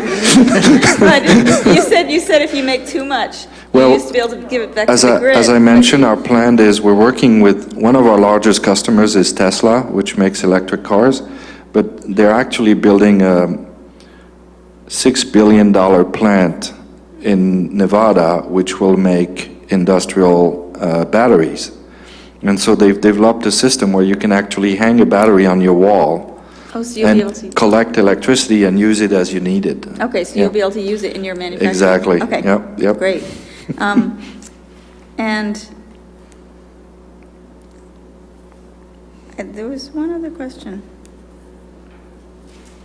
No, I guess maybe that was it. Well, the question about the senior center is very interesting. The Senior Center Study Committee voted at one point to not look at leasing, but with considering a lower, a lower price for leasing, I'll go back to them and suggest that they at least look at that possibility if this comes to pass. And who knows, maybe it's just a transition solution, right? Uh-huh. I mean, for us, we are going to lease that space. We have a broker working on it. And so, if we can somehow help the town and still get it leased, it's a win-win as far as I'm concerned. Okay. So, that's all. Thank you. Thank you. Jason? So other people asked most of the questions I was going to ask you, but I do have one more. About how much of the 20,000 square feet are you planning to lease? Is it all of it? All of it. All of it? So your own office space and whatnot will be contained within the other 50,000 square feet of the facility? We need about 5,000 square feet for office space. Mm-hmm. And we are a very unique company. No one gets an office. Everyone has a cubicle, including the CEO. And so it saves a lot on space. It makes interaction a lot easier. But also, for example, the engineers actually sit in the factory because we want them to be close to what's going on. It's a very, very unique, unusual company. And so a normal company would need 15,000 square feet of space for the amount of people we have. We only need 5. Yeah. Okay. So I just want to say, in my day job, I work for the Economic Development Organization for the state. So you guys are sort of a kind of a dream company in a lot of ways, and I appreciated hearing about what you do and your plans. I mean, I think you tick a lot of the boxes that we all are looking for, you know, in growing, in you know, using local sources for your suppliers, and going towards green energy. I mean, it's really great to see all that, so I do appreciate all of that. My 2 questions were just about I mean, you did clarify that you guys do a lot of manufacturing here, so what's the noise level involved in that? Nothing that would escape the building. Okay. I don't care what happens inside, as long as it's not going outside. But in thinking about that, I mean, I don't know, you know, when you're considering leasing the second story, I don't know what the noise level issues, if there might be any with that at all. So I wish I had, I actually have it on my key. If you wanted, I could show you the plan, and it would give you an idea. But basically, there was an original building that was 2 stories, to which was added 50,000 square feet. Okay. So actually, the manufacturing part is completely, it has a shared wall, but it's separate from the original structure where the second floor is. And so there was actually a physical therapy company in there previously. And I cannot tell you what the noise level would be because I haven't been there, so it would be not very genuine of mine to say that. But I would imagine that by adding some kind of sound barrier on the one wall that is separating the two, I can't imagine that it would be an issue. No problem. Okay. And then this question might be better for you, Steve. You mentioned that in the EDIP program, that if the town sort of approved this tax credit, when you're also applying to the state, there's a state tax incentive as well. If the town doesn't approve our part of it, do they still qualify for the state's? No. So No, it's really a partnership between the town and the state. Okay. And then I guess, you know, I think I think you guys sound like a wonderful company, and I think you'd bring a lot to the town, and I appreciate a lot of the ideas you're sort of proposing to offer benefits to our community. I think, you know, it would be great ridership for our new transportation, you know, fixed route, potentially great idea for the buses. I don't know, we've got a school committee member in here, so I'm sure he wrote that down, because I know that's always a concern. You know, and then potentially leasing the spaces is also wonderful. But I think our one question in the tax incentive, my sort of outstanding question is, it sounds like you guys are definitely moving here. So it's sort of a concern of financially, what's the benefit for us, you know, if you're going to come here anyways. I think there are benefits to having you, and I think there's potential benefits to indicating to other companies that we are open to these kinds of tax incentives, that we are a business-friendly community, and hopefully encouraging other companies to move to Acton. But you know, I don't know if you can speak a little bit or to what the sort of financial benefit from our end would be. Well, I think I've talked about what the benefits are. You know, quantifying those, I think, are quite difficult. They're all hypothetical, right? What is not hypothetical is the fact that we want to move to Acton. It is not a done deal. Okay. We have made an offer on the building, which is contingent on a lot of things, okay. Including this particular process. Okay. And so, We didn't understand that. but we're not here saying, do this or we'll go somewhere else. We want to be here. My role is really to make this happen, and I've worked very closely with Manager Ledoux and the whole team to make sure that happens. But ultimately, it's our CEO and owner who's going to make a decision. And, from his point of view, it has to be an economical decision, right? I can sell the environment, and I can sell how well I can establish, our operations. But at the end, Ayer is actually working hard on him to stay in Ayer. There's Devon's over there, which, is open for business. So for me, it's not, if you don't do this for me, I won't do this for you.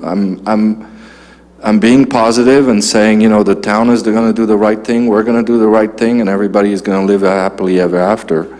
And I think it does send, a powerful message that, Acton is, business friendly and under the right circumstances wants to bring companies in, right?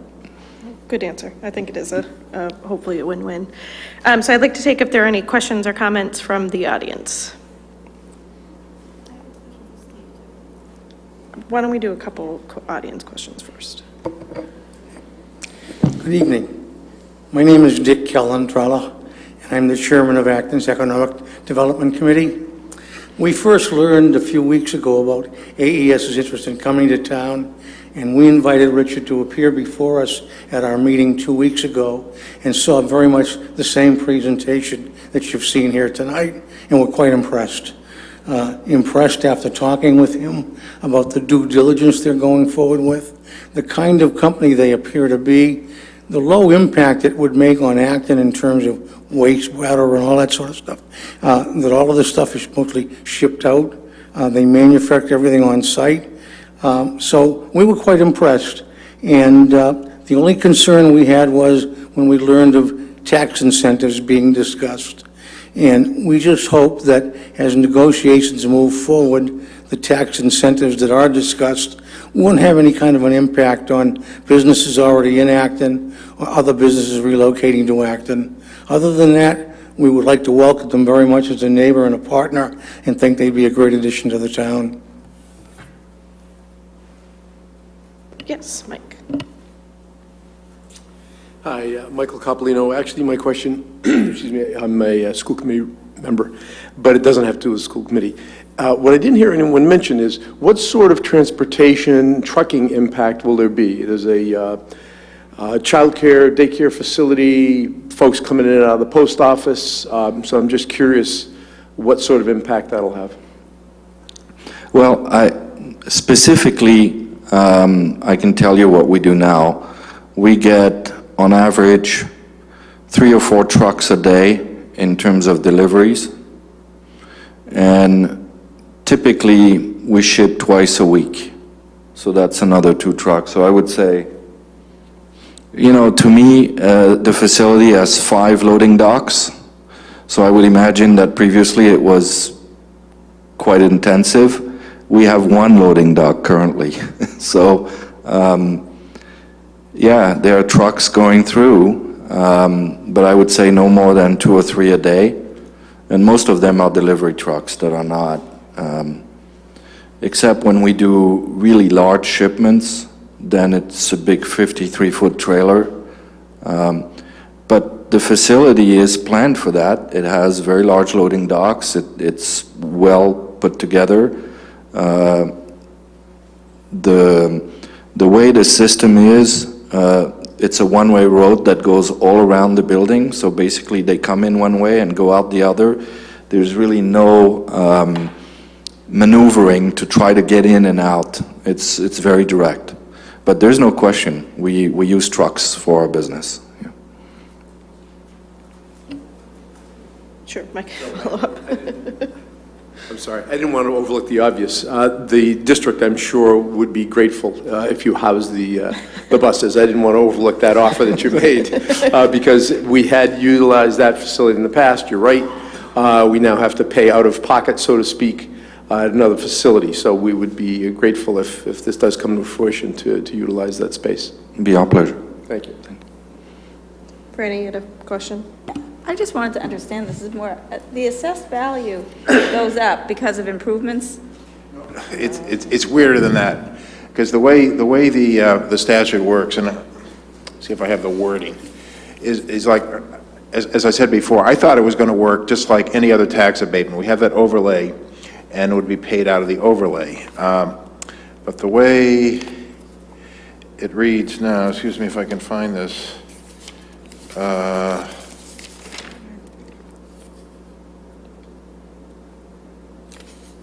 Sorry. That, oh boy, sorry. You work it kind of backwards on the value. So in essence, to get 100% tax abatement in year one, the property has to be worth 0. So it kind of is working backwards. It's going to drive Brian crazy doing this, because he and I have already discussed this, but that's kind of the way they have set up the system. It would have been a lot cleaner if we could take 50,000 out of the overlay and just, but this is the way the statute is written. So that's why this thing looks so weird, is because Brian is going to have to make a mental note to adjust the value to coincide with the tax abatement. It did look funny. It is funny. And I guess I share Dick's concern about just what the difference between this and other companies and what it means for other companies. This is the first time we're doing this, but it's a new land and it's a perfect company to be doing this with. I mean, there are a lot of things that are very appealing, so. You know, and as I said, it's a tool that we really didn't have a year ago, so, you know, it's we're all on a learning curve with it. I mean, I do see some ramifications on this down the road for Kelly's Corner, et cetera, particularly maybe the tax increment financing piece where you know, kind of tax that initial and then there's some savings on the expansion and they go away over time. So, you know, it's kind of a new era for us for sure, but, you know, I think it's an important tool and one, obviously, we have to use judiciously. And, you know, it came to mind when I first started meeting with Richard that, you know, perhaps this type of incentive would work for his company. Janet? I have a question. In your memo, the $50,000 figure was tossed around. I was wondering if that reflects the current assessed value? That's Brian's estimate of what the taxes would be year one. Okay, so, I mean, because the building has been vacant, right, for, what, a year? So do we happen to know what the vacant building, the owner is paying for taxes for an empty building? Well, it's assessed, I think, around $2.7 million.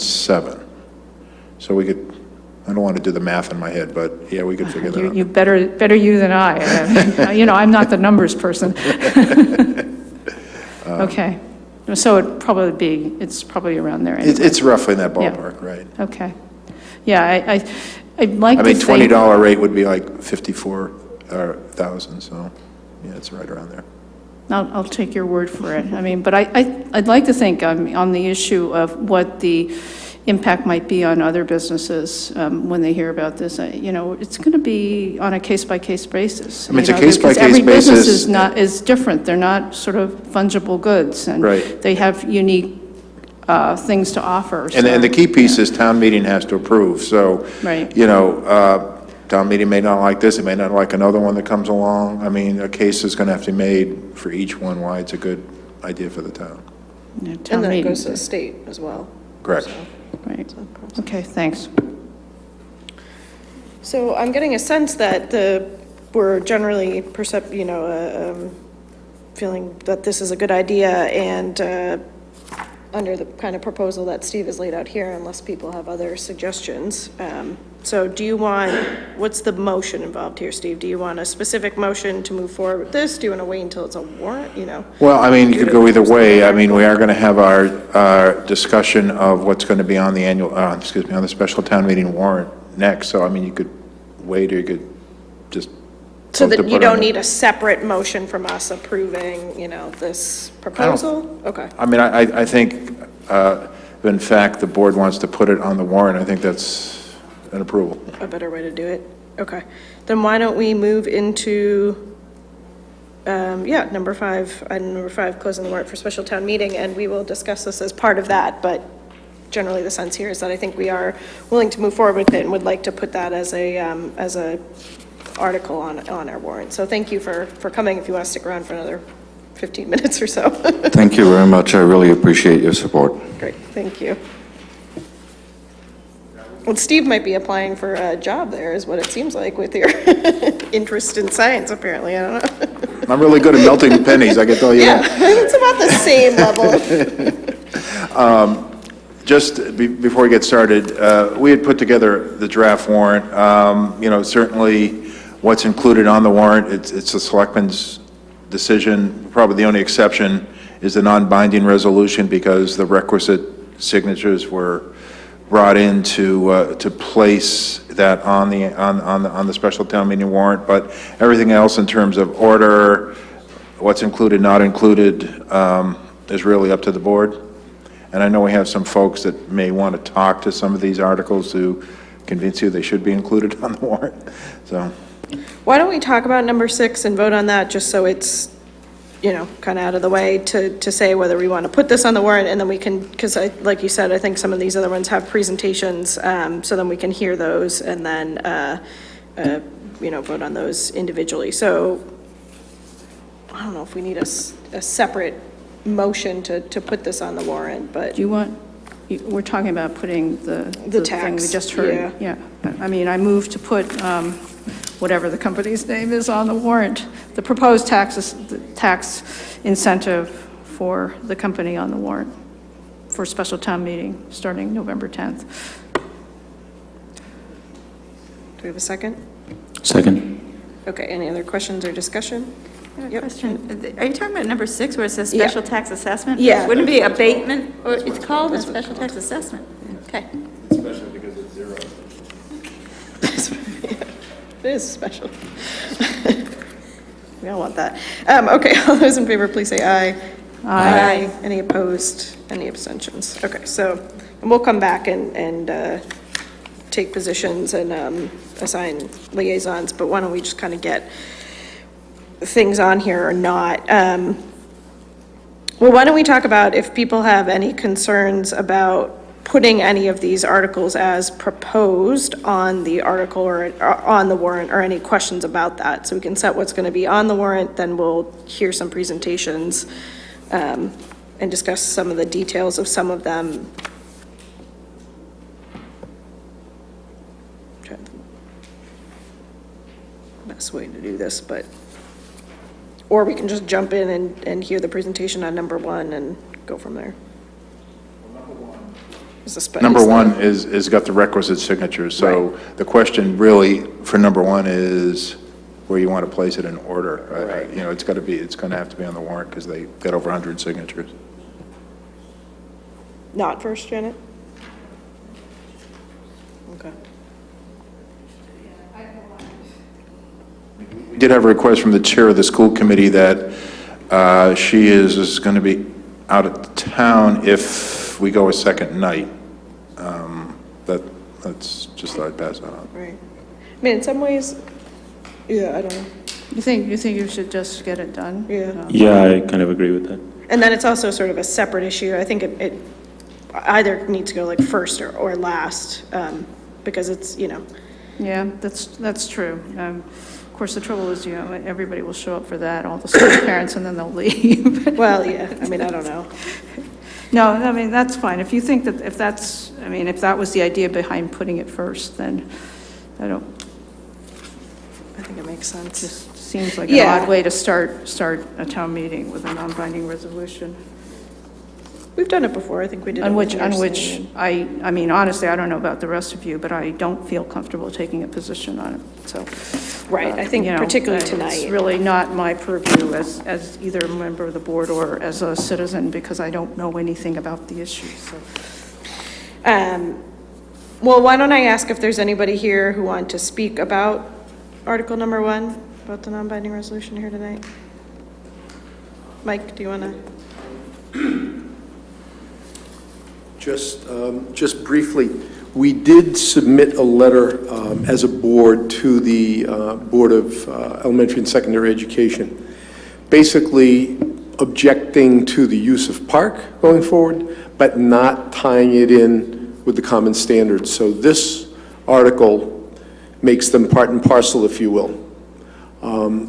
So as I said, our statement is such that we're against using park for a variety of reasons, but not tying it to the Common Core standards. And I'll say, I was at your meeting on Thursday night, which I know you had. I wasn't there, yeah. But the committee did speak about this resolution at that time, and generally were not in favor of it for a number of the reasons you mentioned, and also because they felt some of the information in the summary was not factual, and as a citizen's petition, it's not something that's vetted by us at all.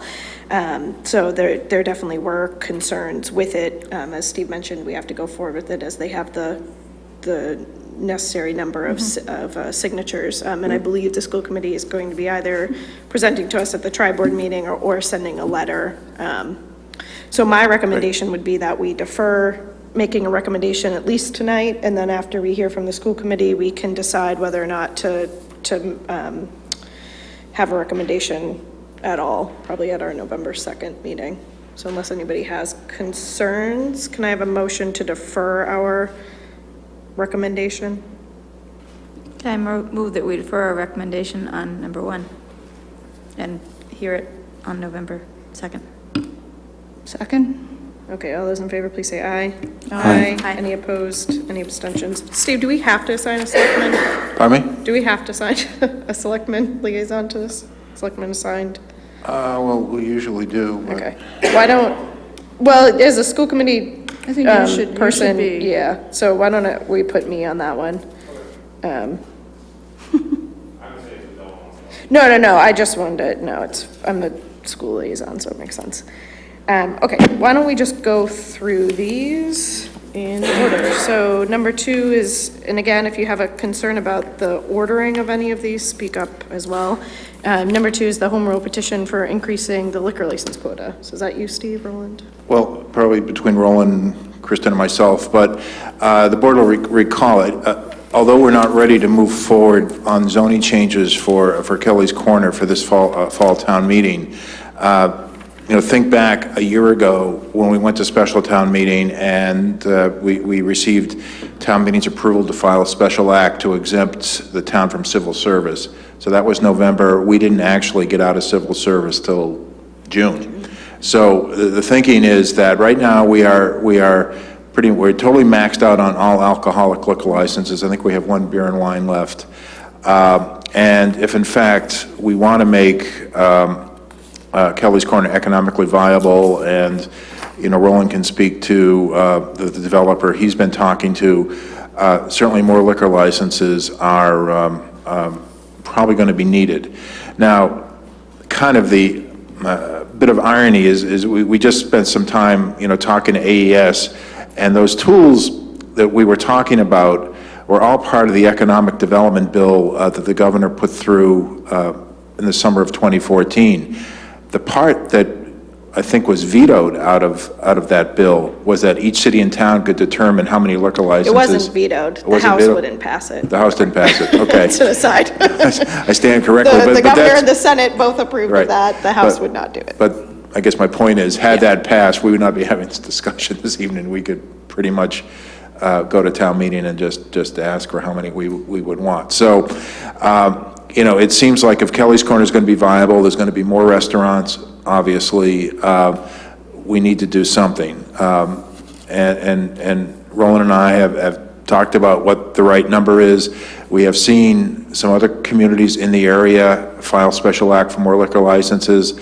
I believe Maynard got 6 more full and maybe 3 beer and wine, and Hudson did about the same.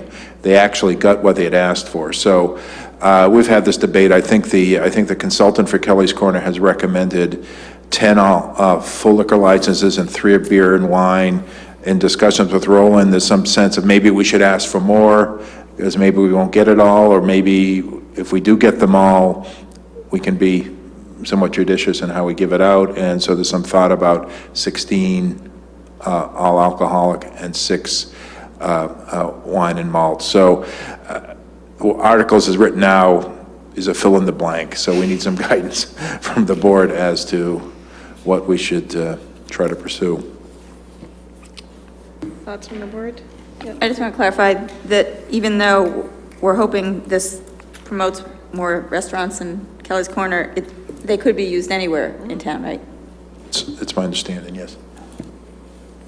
Ching-Sung, Well, you had a it question? seems like a good No, I just have a comment that I would seek as many as you think you can get. Comments, thoughts on number?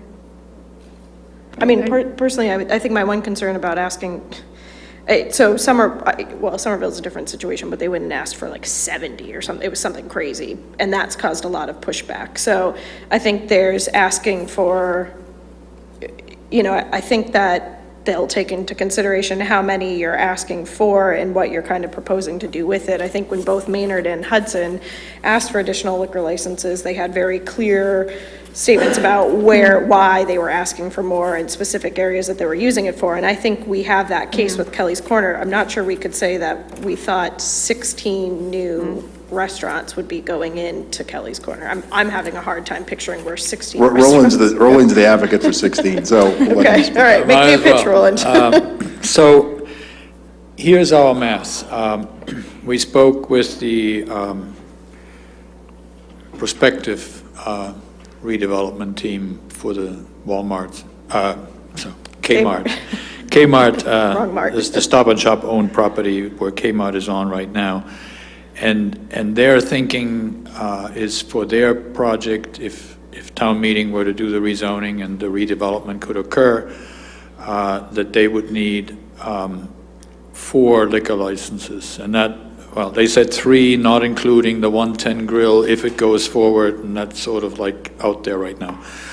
And then in addition, they would be asking for 3 or 4 beer and wine licenses for what they call Kristen, help me, the fast, those places that don't need small fast restaurants, the places that don't need the full license, but they're not really fast food restaurants, but they're sort of in between. The name was dropped, not that it was a suggestion that that's what they want to bring in, but if you know Chipotle, I don't know, but they apparently have beer and wine in some cases. And so, and then they suggested, which I felt was a little bit lowballing it, if you have ideas about Kelly's Corner and what it could be, that the town should think about 3 additional licenses, full liquor licenses outside of that project for the rest of Kelly's Corner, in addition to the licenses that are already in place. I thought that was probably a little bit lowballing the competition on that, or the potential competition that might come in. But be that as it may, I think that put us up to, where are we, 8, 9, somewhere like that? And then thinking about the rest of the town, and where people in the various master planning processes have always asked for that they want more restaurants and they want some nightlife activities and providing some room for that. And I've seen in the town or in the city that I live in where a shortage of liquor licenses really creates sort of a market around the liquor licenses being high-priced and being traded in the private market and raising the value of these premises that have a liquor license to exorbitant levels, where I think it's really not justified. In the end, it's a license that is issued by a municipality, and it shouldn't be traded on the market the way it is. And so I think, at least that's my feeling. I don't think it's a good idea for economic development or for the businesses in town to have to vie for liquor licenses in that way. And I don't know if that's going on in Acton. I don't know what happened there, but I just don't think it's a good idea to have a real shortage of liquor licenses and people vying for it. So That's why I came up with 16 plus 6, for just the plus 6 being for the beer and wine license only. Okay. So you guys still feeling 16? Is that your preference? I would go with Roland's recommendation. I mean, I like the idea of going for more. I mean, not a whole lot more, but when I heard the numbers that some other towns have, it seemed to be reasonable. I can't remember what those were. Okay, then that's fine. So why don't, all right, why don't we approve it with 16 plus 6, and then why don't we take a position recommendation on it, so we'll put it in there. Do you need us to vote that part, Steve, the 16-6? Okay, so can somebody make a recommendation on that, please? Move to approve the warrant article with the 16 plus 6 liquor licenses in the fill-in-the-blank spot. Second. Okay. All those in favor, please say aye. Aye. Any opposed? Any abstentions? Okay, and then do we have a recommendation? We want to move to recommend. Anybody? On number 3? On number 2, because we just put it in there with the 16-6. Now we need to 16-6. move to recommend it. Okay. I move that we recommend the home rule petition to increase the liquor license quota to 16 and 6, 16 full and 6 beer and wine. Second? Did you say second? Yeah. Okay. Any other questions or comments? All right. All those in favor, please say aye. Aye. Any opposed? Any abstentions? Okay, and then we need to assign a selectman. I think Peter is probably the best person for this, just because he's been doing the Kelly's Corner stuff. So unless anybody has objections, I'm going to assign Peter in absentia. Okay. Number 3, Steve, do you want to talk about Harris Street? Yes, as you recall, back at the April town meeting, we received authorization from the board to acquire Harris Street from the state. And one of the things that needed, and I did mention at the beginning of the meeting that we have a hearing tomorrow on a bill on this, but we did not ask the town for to file a home rule petition on this, which is usually the norm. So Representative Benson and Senator Eldridge went ahead and filed a bill because House Counsel stated they didn't think a local approval was required for the legislation. Town Council kind of thinks as a belt and suspenders type of thing that we should get authorization from town meeting to file a special act. I don't think it really matters one way or the other, but council would feel a little more secure if we did get that. Okay. Do you need us to vote putting each of these on the? Yeah, Okay. well, either that or vote not to put something on Right. it, conversely. Okay. So does anybody have concerns with that or questions about it? Okay, can I have a motion to put it on the warrant, please? Move to put Article 3 about Harris Street on the warrant. Second. Okay. All those in favor, please say aye. Aye. Aye. Any opposed? Any abstentions? Okay. And then do we have a motion to recommend? A motion to recommend or not? Move to recommend. Okay, thank you. Second. Okay, all those in favor, please say aye. Aye. Any opposed? Any abstentions? Okay. I mean, I'd be glad to be the You will sign the Janet? person. Okay. Yeah, Hopefully we won't have to but do I a think, presentation. should there be a contact person? I don't know if you should be the staff person. We even want to put this on consent because I don't really think this is going to require it. You don't I think? No. I think the weird thing would be that would be the only thing on consent. Yeah, that's So true. I think we would just That do is it true. and say we don't have Janet can just do a quick explanation, not do a I'm presentation. hoping I get a or- presentation. Yeah, I mean, I could be the Yeah. staff contact, that's not a problem, but Maybe Tom or, probably me. okay. I'm the one that's dealing between council and Representative Benson's office on this, so. Because I'm noticing you in the audience right now, Marion. I did want to let you know that we did already discuss the Morrison Farm because our meeting was moving really quickly. So in case you want to leave, we're not waiting to do that, just as a heads up. Okay, Steve, number 4 and 5. collective bargaining. Article 4 would be to fund the first year of collective bargaining agreement with the police superior officers, which are the sergeants and lieutenants in the police department. We do have a memorandum of agreement with that unit. Year one, which would be the current year, would be a, let me just double check before I say it wrong. I have an unfair labor practice or something. Hang on a second. It says 16 on here. Yeah, 16 is, yeah, so it'd be the first year settlement. First year, effective July 1, 2015, at 2% cost of living.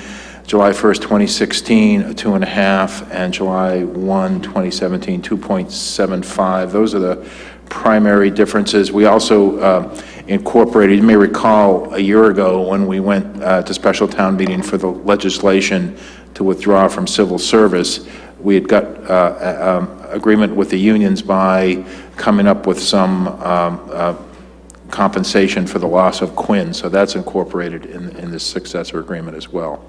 So that is, in essence, a settlement. Okay. Anybody have any questions or concerns about putting Article 4 on the warrant? And the union has voted too. They have ratified, I mean, well, they have, yes, they have ratified the agreement, so. Okay. Anybody have concerns or no? Okay, do you want to make a motion? Put on the I move that we put item 4 to fund collective bargaining agreement, police superior officers on the warrant. Second. Okay, all those in favor, please say aye. Aye. Any opposed? Any abstentions? Do you have a motion for our position? I Recommend. recommend that we approve item 4. Yeah, you move that we recommend. I move that we recommend. Okay. Do we have a second? Second. Okay. Just need one of the two of you. Okay, all those in favor, please say aye. Aye. Any opposed? Any abstentions? Okay.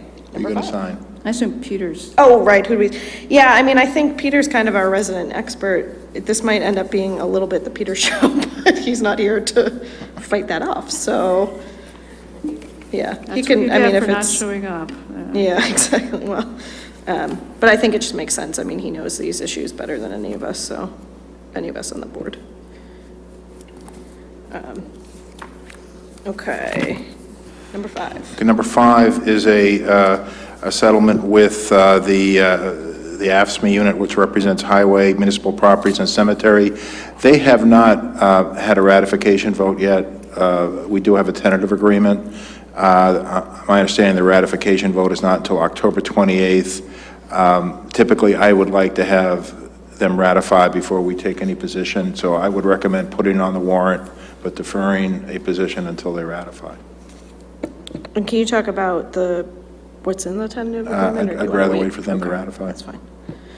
So can I have unless people have concerns or questions, can I have a motion to put it on the warrant? Yeah, I move that we put item 5 to fund collective bargaining agreement for the highway, municipal properties, and cemetery on the warrant. Second. Okay, all those in favor, please say aye. Aye. Any opposed? Any abstentions? Okay, and then can I have a motion to defer, please? Move to defer recommendation until the November 2nd meeting. Second. All right, all those in favor, please say aye. Aye. Aye. Any opposed? Any abstentions? Okay. And we'll assign Peter as well, I think, just to... Okay, so number 4, we put on the warrant, but we actually haven't moved to, number 6, to recommend or not. My general sense from everybody is that they would recommend this, so if we have a motion. Move to recommend. Second. Okay. All those in favor, please say aye. Aye. Any opposed? Any abstentions? And then I'd like to take that one, if people don't mind. I think it's something new, so makes sense to come from me. Okay. Funding Kelly's Corner design. I believe we have a presentation on that. No, defer to our planners. All right.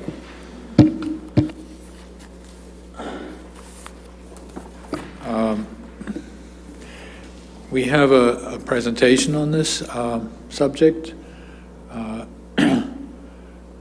that will give you an overview of where we are, how we got to this proposal for a fall town meeting, and in the end, some of the options and how to deal with it, and what that means, and how that would position us going forward. So Kristen will do the presentation, and then we can do some discussions. Great.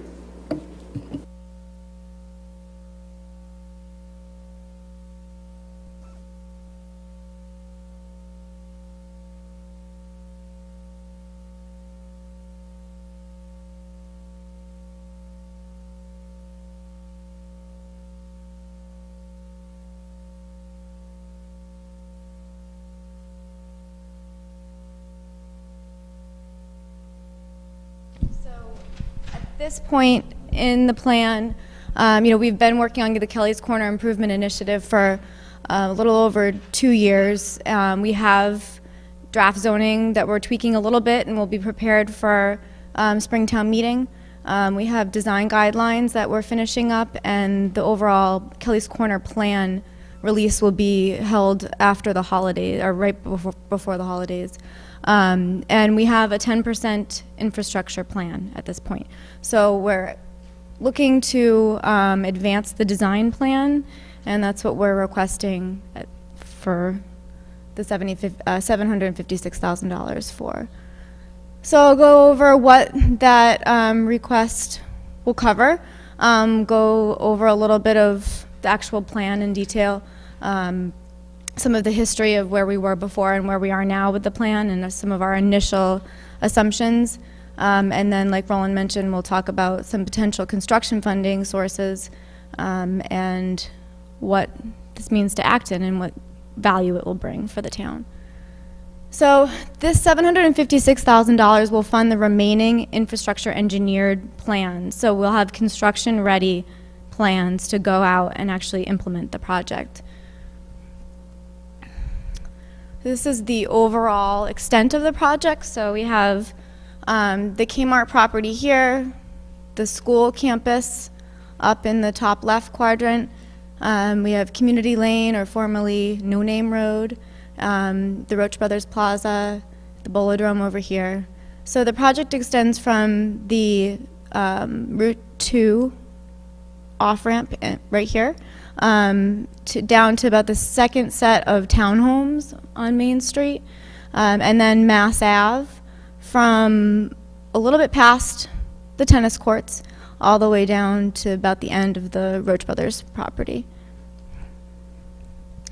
This is a blow-up of the intersection, and some of the important features here in the plan include sidewalks on both sides, bicycle lanes, new infrastructure including the street lights and the traffic lights, and also some community pedestrian features, like basically community gathering places that were very highly desired in the Kelly's Corner and Acton 2020 plan. This is one example of one of the approaches into the intersection. So this is the Main Street section right near the tennis courts. One of the most important features here is for a left turn lane for access management. So a lot of you probably experience being stuck behind one person that's trying to turn left. This happens a lot throughout Kelly's Corner. There will also be landscaped islands at each approach to signifying that you're entering into Kelly's Corner, so it will serve as a gateway. It's also going to serve as a pedestrian refuge, so students that are walking down can cross, pause, wait for a break in traffic, and then continue on. So at this point, like I said, we're at the 10% design stage. We're following Mass DOT design standards, which have different basically, like 10% design, 25% design. That's kind of how they categorize the different tasks within each step of the process. The 25% design phase includes the majority of the work. It's the bulk of the work. It's kind of front-loaded. We need an additional $318,000 to get to the 25% plan. And then from that point, we would need an additional $438,000. So for a total of $756,000 to take us from where we are now to a final plan.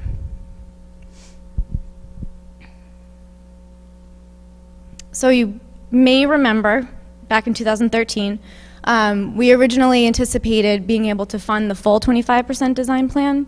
At that point, our concept plan was much smaller. The scope of the project was much smaller. And through our road of discovery with our engineers, we found that there were a lot of congestion mitigation techniques that we needed to include, and the actual overall area of the project increased. So what were some of those specific items? The original total linear roadway work was estimated at the 3,750 feet. We're now looking at 4,300. In addition, we're also looking at road widening. We're looking at an increase in sidewalk and granite curbing. And this project also includes community lane, where it did not previously include community lane.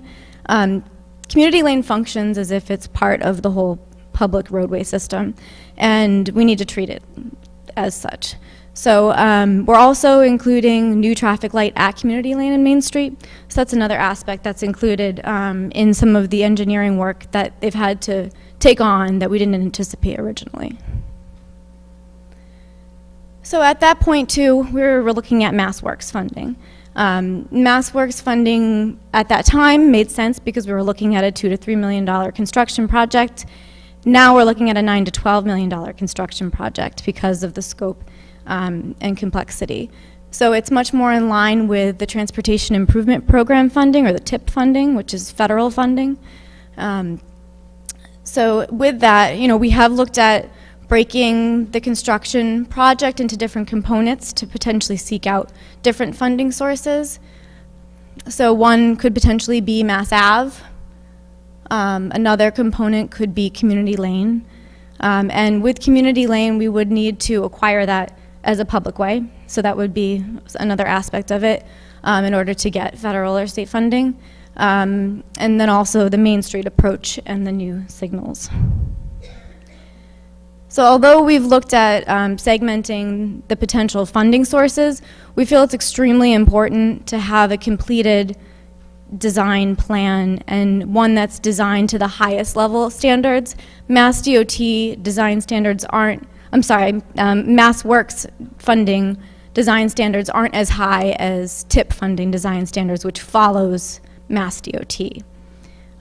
So that's the whole reason that we think it's very important to complete the design plans. We don't want to have, say, a portion of the design at a level that's for MassWorks, and then we go out for funding for TIP, and it's not aligning, and that then TIP's not happy with our plans.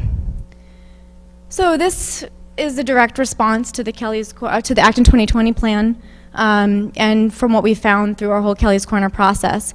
Kelly's Corner was one of the three main aspects of the roadmap to guiding growth, and this plan is going to address a lot of the economic development components of the Acton 2020 plan as well. So the town's a little over $1 million investment could potentially leverage $9 to $12 million in state and federal funding. In addition to that, we see that investing in public infrastructure can be a catalyst for economic development, and we've talked a lot about economic development today, and this is another thing that we can do to try to incentivize redevelopment in Acton. This is one example. So we have an assessed value of the current Kmart property, and we know now, it's public knowledge, that Stop and Shop, the owners of this property, are interested in redeveloping in light of both the zoning changes that we're looking to move forward with, and that the town is interested in investing in their infrastructure and very interested in moving here because of that. Or not moving here, I apologize, investing here because of that. This is an estimated investment that we've been given by the redevelopers of this potential property. They're looking to put in about $40 million into construction.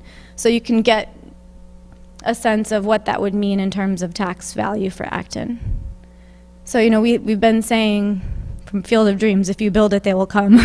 And it feels like it's coming true now. We've been saying it over 2 years, and they're coming to the table, so it's pretty exciting. So I think this is very important. You know, we've heard for over 2 decades that the residents of Acton want to see change in Kelly's Corner. They want to see improvements in the infrastructure. It's a major component of the 2020 plan. It's going to be in line with the Complete Streets policy that was adopted by the Board of Selectmen. And because the town of Acton also signed the community compact, this is going to be also helping out because we're going to have kind of a leg up over other communities when we apply for transportation funding. And we're leveraging private investment. So again, we're at the 10% now. We're looking to get completed, and we're hoping for your support. Okay, thank you, Kristen. Do you have something to add, Roland?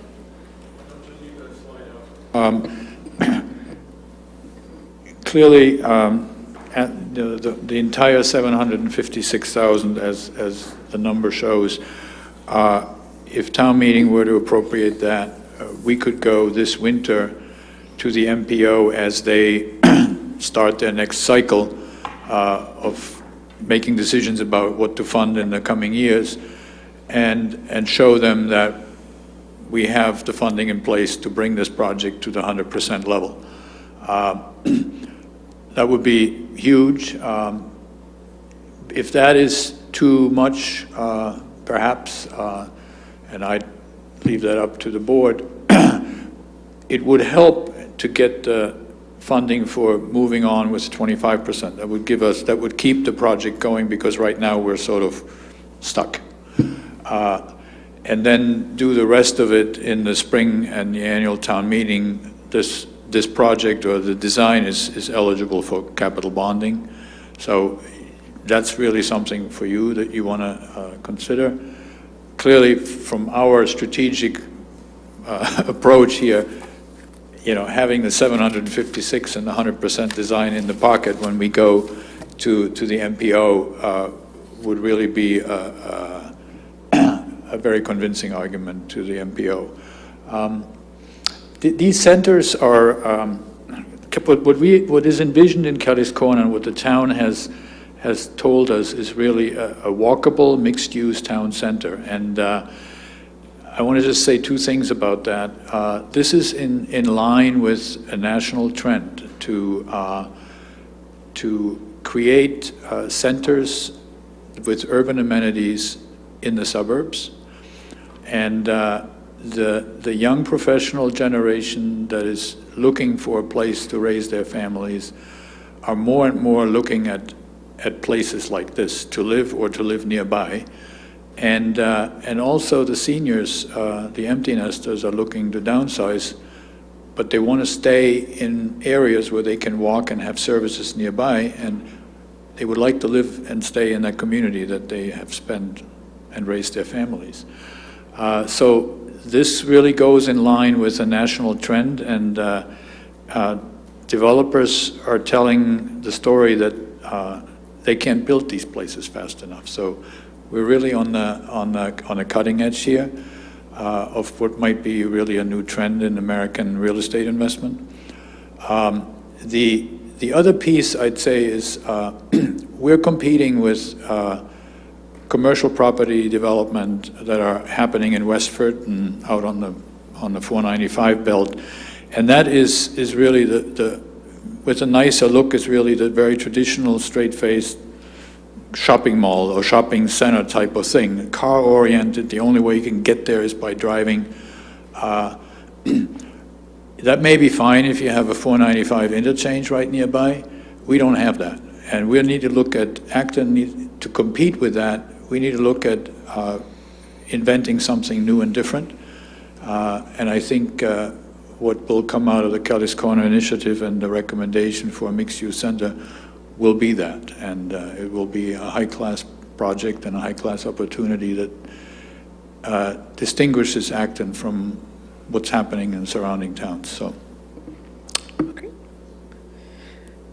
Questions, comments?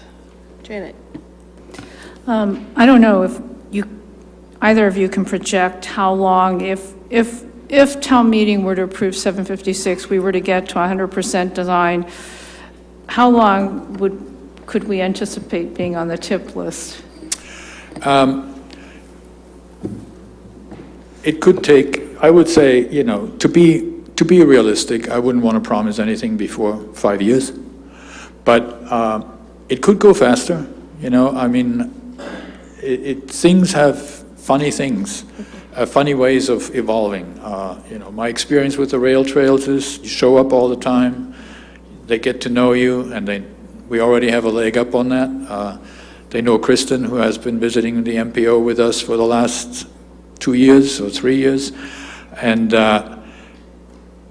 so they know we are persistent, we know how to handle projects like this. And we're sort of at that edge where, if we get much more expensive, to be honest with you, we're going to have to get into the long-range transportation plan. If we keep it under that, we don't have to be programmed in the long-range transportation plan, and we could possibly slide in as one among other projects on a shorter-term time frame. And there's always projects that fall out because for some reason they're not ready. So there are opportunities, and the only way you know is to be there constantly and watch and be aware of what's going on. There's also an opportunity that Mass DOT might help with making this a priority. We're in conversations with them. They're having a committee to study their whole new ways of how they prioritize projects. That hasn't completed yet, but they own half of the roadways in this project, and they should be, and I suspect they will want to be a partner in this. So. Other questions? Randy?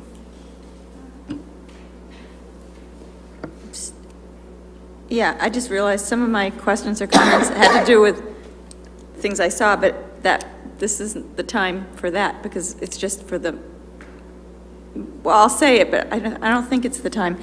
Like when you say you want to make a left-hand turn into the schools, I would hate that. Okay, but this isn't the time for that. Right, so just because of the safety of turning out where you depend on them. Well, I don't really. All I can say is that the left turn lanes are an important piece of the plan in terms of access management to private and to adjacent public property. And there's time for us to give input. Yeah, right. Always along. I'm really glad to hear you talking about making things more walkable and accepting of transportation, like having pullouts and kind of things. I think that's really important, that we continue to look and really try. I'm still concerned sometimes when I look at the plans that we're not letting go of the car enough. But my question is housing involved? I mean, is the rezoning includes housing within this area? Yes, a mixed use. Okay. Town center. Great. Has housing in it. So I'm so happy that it's finally coming along. I think we should move along with this. So it's just to been so many clarify- years, so I would be in favor of going to town meeting with it. Okay, and just to clarify that this part of it doesn't have anything to do with the mixed-use house, the development. This is just about the infrastructure improvements. The roadway, that's because that's all, it's all privately owned, the part with the housing. So Well, no, that we would have be power involved in over the zoning that we're going to be doing at annual town meeting. Right. So all this relates to is the roadways, the things that we have control over. Yeah, a big part of this is that is the realization, and it's not really a new realization, that all of these improvements are already necessary, regardless of what really happens on the private properties in Kelly's Corner. They are already necessary. There's very little in this plan that is there really to accommodate or necessary to accommodate what future development might happen in Kelly's Corner. that will be part of the access management piece, I would say, is probably that. But in terms of just getting efficiencies flowing in Kelly's Corner is already a very necessary thing. It's been identified for decades as a problem, so. And I think it will attract business, and I think it will pay off. It is a sort of shocking amount of money when you realize that all we have is the roadways. I mean, if we had a big piece of land that we were working with, so in that way it's shocking, but I do think it will pay off. Yeah, I got two quick questions. So one, Roland, how long would it take if we approve this at town meeting to get to 100% design? I mean, is that pretty quick, or? You know, we would have to put it out to bid again, or to RFP. Yeah, so I would say we could have the design ready in 2 years. Okay. You know, there's be 25% design, 25% design public hearing. Depends in part on how focused we can keep Mass DOT on this, because if we do, if we follow the process that Kristen outlined, Mass DOT has to be the review agency to check on everything. We got the Assabet River Rail Trail from less than 25% to 100% construction, you know, out to bid in less than 2 years. But that was because at that point, Mass DOT was committed to the project. So that's, you know, it can be done fast. It might take a little longer, but 2 years, I would say at least, yeah.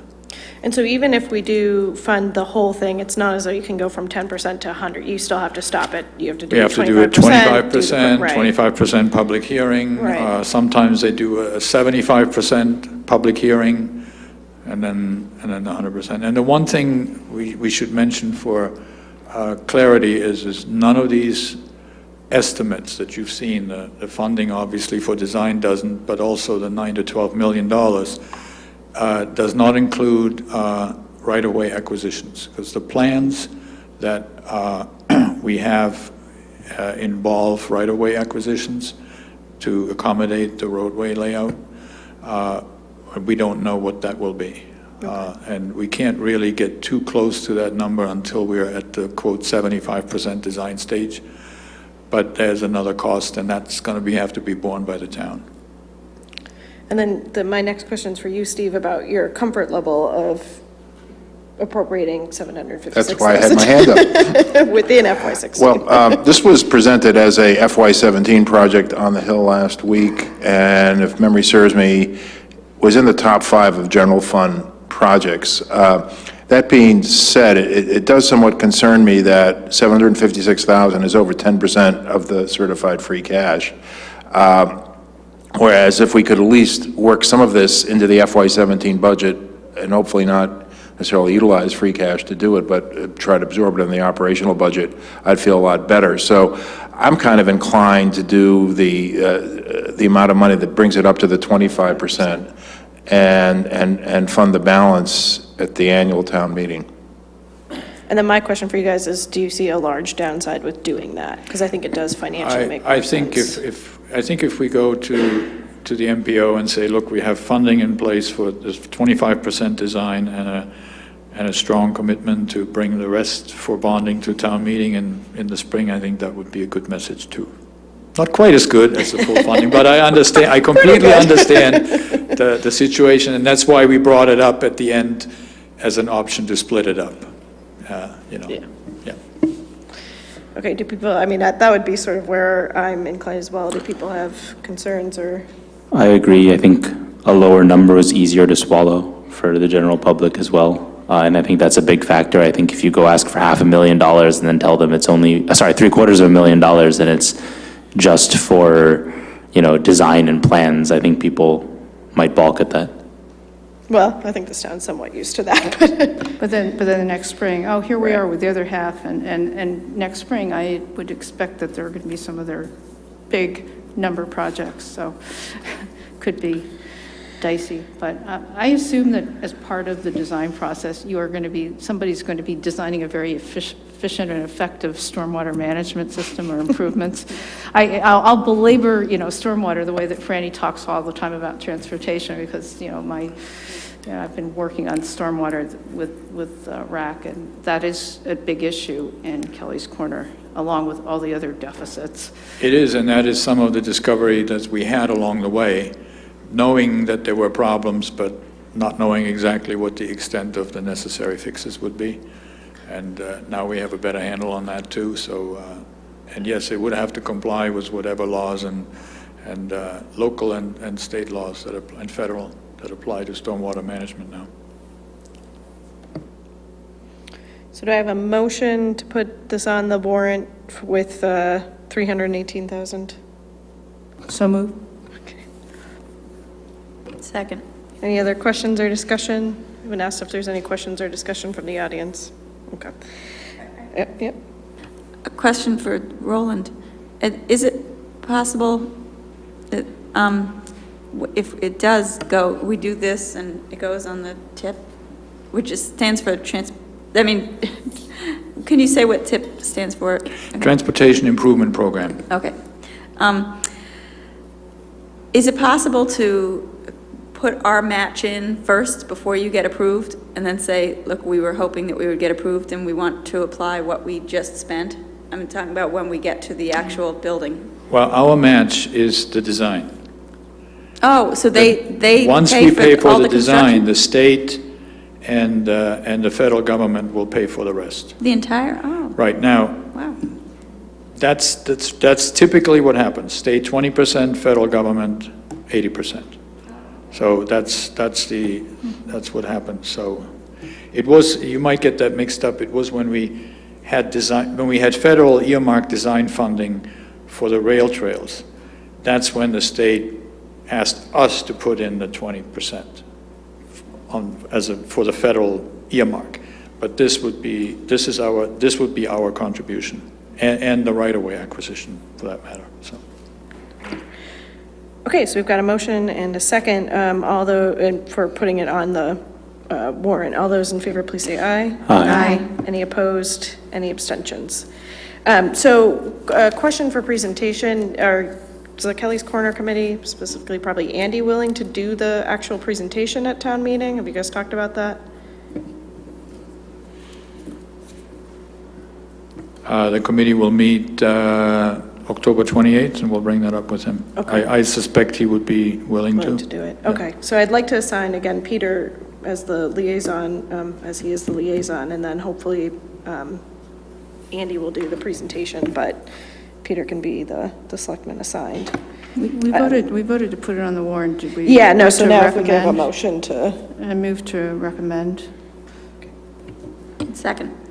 okay, all those in favor, please say aye. Aye. Any opposed? Any abstentions? Okay. Okay, train station. Steve, you want to do it, or you? Well, The Peter audience? had forwarded to you all a memo from SATSAC seeking $180,000 to enhance the landscaping at the train station. We have a member from SATSAC? Great. You guys want to come up?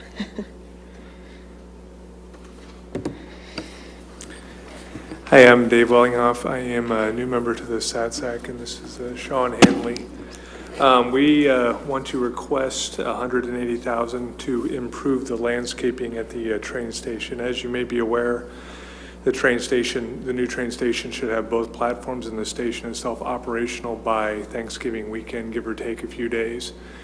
And at that point, at some point near then, the MBTA will invest their own monies into doing some very limited landscaping, which involves essentially some grass seed and some shrubs, et cetera. So as you're aware, the new station is much larger than the prior one. The platform is around 800 feet and extends near the bridge on Main Street all the way to the west end, where there's a temporary platform right now. So our request is for $180,000 to do a substantial improvement to that, which primarily involves adding a bunch of trees to that area. And there's I think a plot plan, hopefully in your package you have there, which admittedly is a preliminary sketch from about 3 years ago, but it's the best we have right now on what we're looking to do for the train station.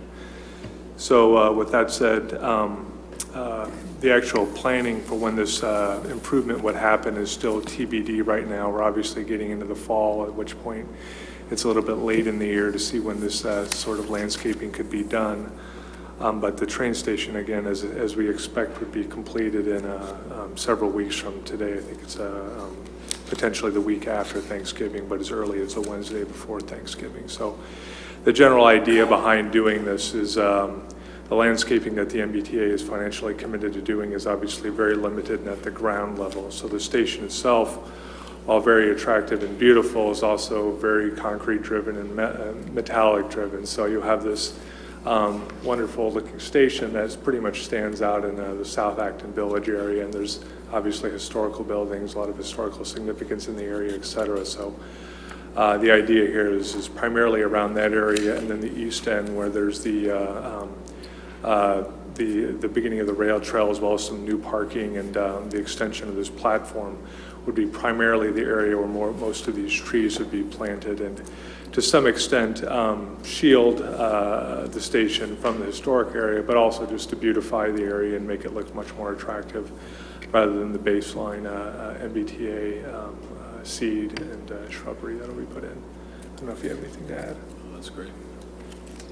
Questions, comments, Janet? I would add that Dave is on the FinCom, so anyhow. I had a question, because I know that the issue of supplemental landscaping at the cost of the town had come up before earlier, and it was a somewhat lower number, and I think people balked at that point because it was landscaping and all that, but it was hard to talk about spending six figures on landscaping. But my question is, you're supplementing what the T is proposing to do. Who is responsible for maintaining the landscaping? Because I don't want, public money to go into paying for trees and installation and all that, and then have them all kind of die or suffer. It's a waste of public money. So do you happen to know who's going to be responsible for maintaining, looking after the trees, the shrubs? Do we know what they are? I don't have a clear answer. My understanding is that generally the plantings that would happen at the ground level, again being the seeds and the shrubs, whether it's us or the MBTA doing it, that falls more into their purview of handling it. I believe the tree maintenance, I'm not sure if that would be handled under our existing lawn maintenance or plant maintenance for the train station, but I'm not 100% clear on that answer. You have to keep in mind that the parking lot is owned by us, and, we are kind of responsible for associated landscaping. But I don't know if the landscaping would only be in an area where the town controls it, or if it's going to be elsewhere. I don't know. It just, and then I was just wondering whether, I know that there was an architect who I gather must be a landscape architect who volunteered to do the design, because it looks like it's professionally done. But I assume that this person would know to pick a select hardy species that maybe are native or grow well in the area. They chose, I'm sure he did with the plant list. There's also criteria from the T on what plants can be planted adjacent to the tracks, because there's some that are not acceptable just because of the litter on the track themselves. So they've paid attention to that. Okay. And I don't know if there was ever any discussion in your committee of getting people to donate, make gifts of money, or get people to volunteer to help sort of keep an eye on the plantings. I really am concerned about, what happens with that, because you see it, well, certainly in the cities, you see new trees that get stuck in, and within a year they're dead because apparently, they get stuck in the ground and then nobody pays attention to them. And I hate to have that happen to something that the town is going to be paying for, so. Yeah, we'll get you an answer on that. But I didn't know if anybody, because there are people who like to garden and they care about trees and plants, I didn't know if you'd looked into getting people to donate either cash or, I don't know, something. They can pay the equivalent of some of the plantings to cut the cost. Because $180 is not a small amount of money for landscaping, and we've just been talking about Kelly's Corner. We're going to be looking at $318,000 for that, and it starts to, people might start balking at some point, and, you know, while I think that we understand the concerns, I think I'm worried about the impact of the numbers, so. Right. We definitely feel that we've spent so long on this project, and Roland is well aware of how we've gone through the redesign of the station itself to improve it, to fit better from the original plan for sure. And we just want to, this is really the wrapping on the whole, it's the final bow on the present. And it'd be a shame to finish and have it look like it's a stark, mass transit unit out there in the middle of South Acton. It's just, I understand the concern with the dollar amount, and it's obviously materials and labor and installation. And they're not looking for high maintenance shrubbery or plants either. It's just to really soften that distinction between the station and the surrounding historic area and neighborhood. So. Other questions? Yep, Franny. I'm willing to defer to the SATSAC with what they think should go in there. In general, I'd always, and my historic friends will kill me for this, but I don't see the importance of covering up the station that we tried to make fitting with the neighborhood in the first place, especially when you have the sea of cars and you have these modern trains coming by to try to prevent people from seeing. And also, why do we need to prevent the people at those historic spots from seeing it? There's all these other people around who are seeing it. It's like, what does it matter what the view from those particular buildings are? So I don't really see that need. I would be happy decorating with coffee stands and bulletin boards and sculptures and things like that.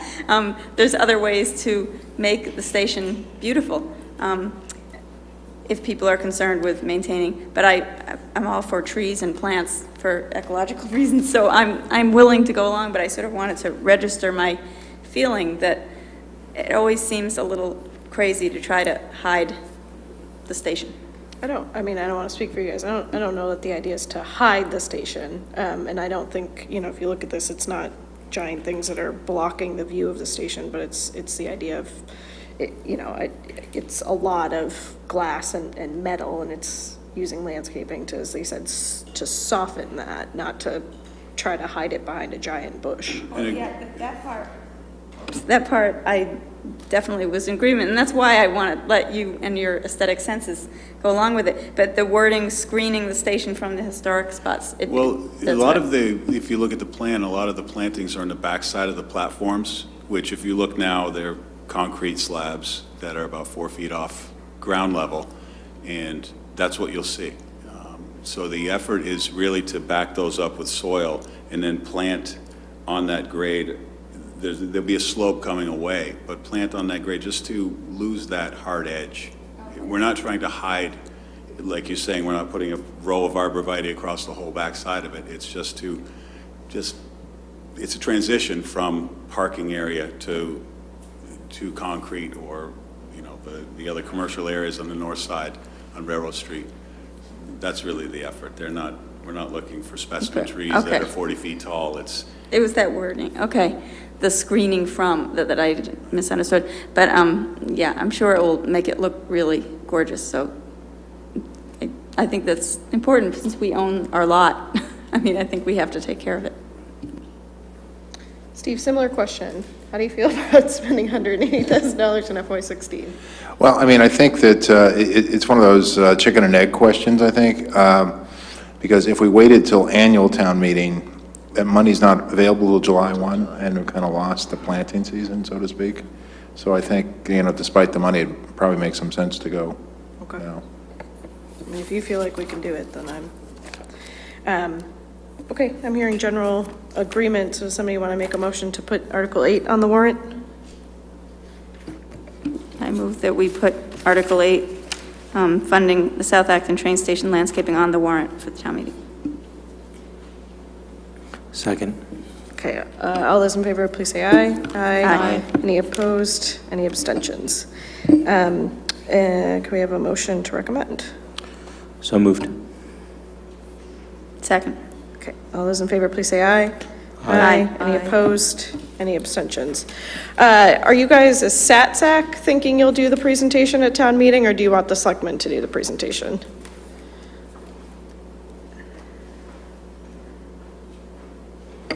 My guess is that Peter Berry, who We'll is do it. I know. liaison, Like I said, it's becoming the Peter show, and I feel gotta- awful because he's not here tonight, but I'll send him an email tomorrow. But he'll be involved, but David Martin, who is our chairman, will more than likely give the presentation. okay. He's very well-versed on every aspect of the station, even far better than we are to Yeah. articulate it.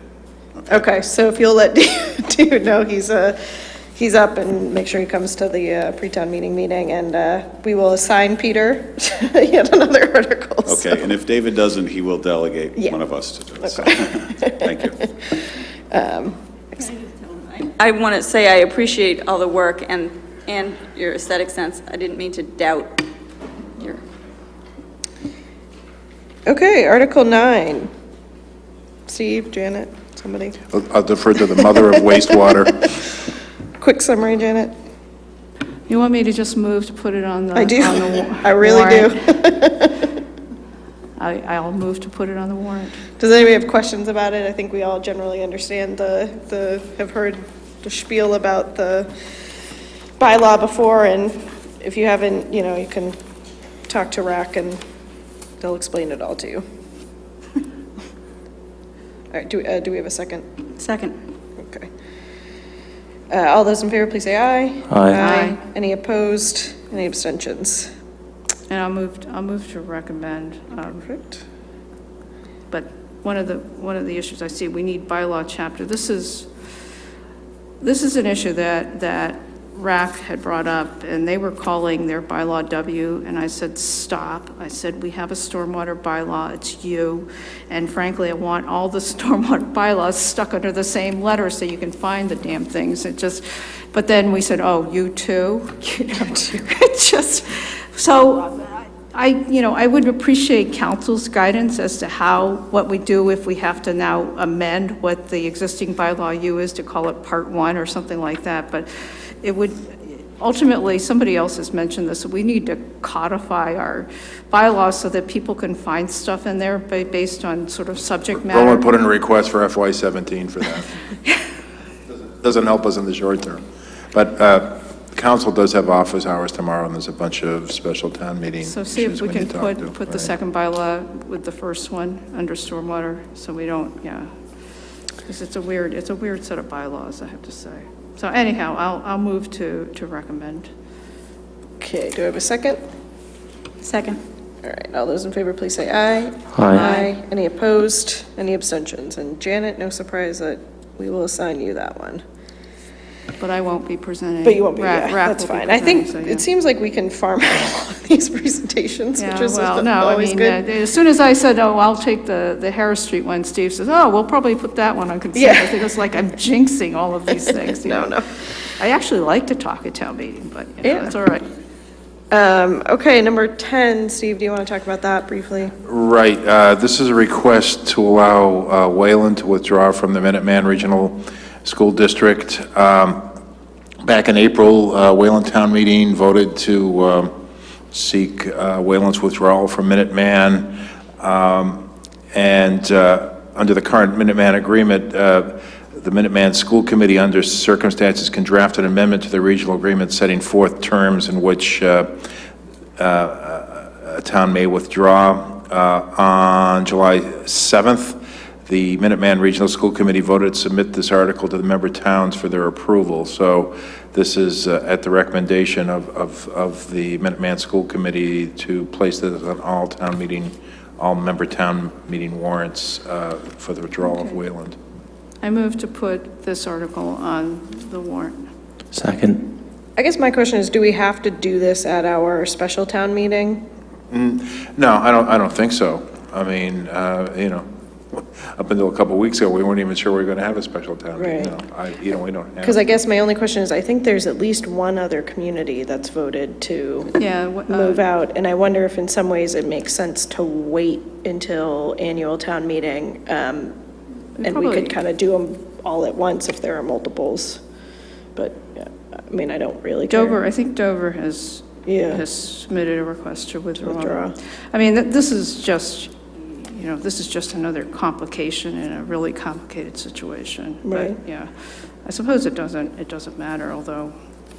Although I guess it's sort of administrative. It's not really substantive. They requested it. We can either vote it now or we can vote it next spring. Right. All right, then I'm fine doing it now.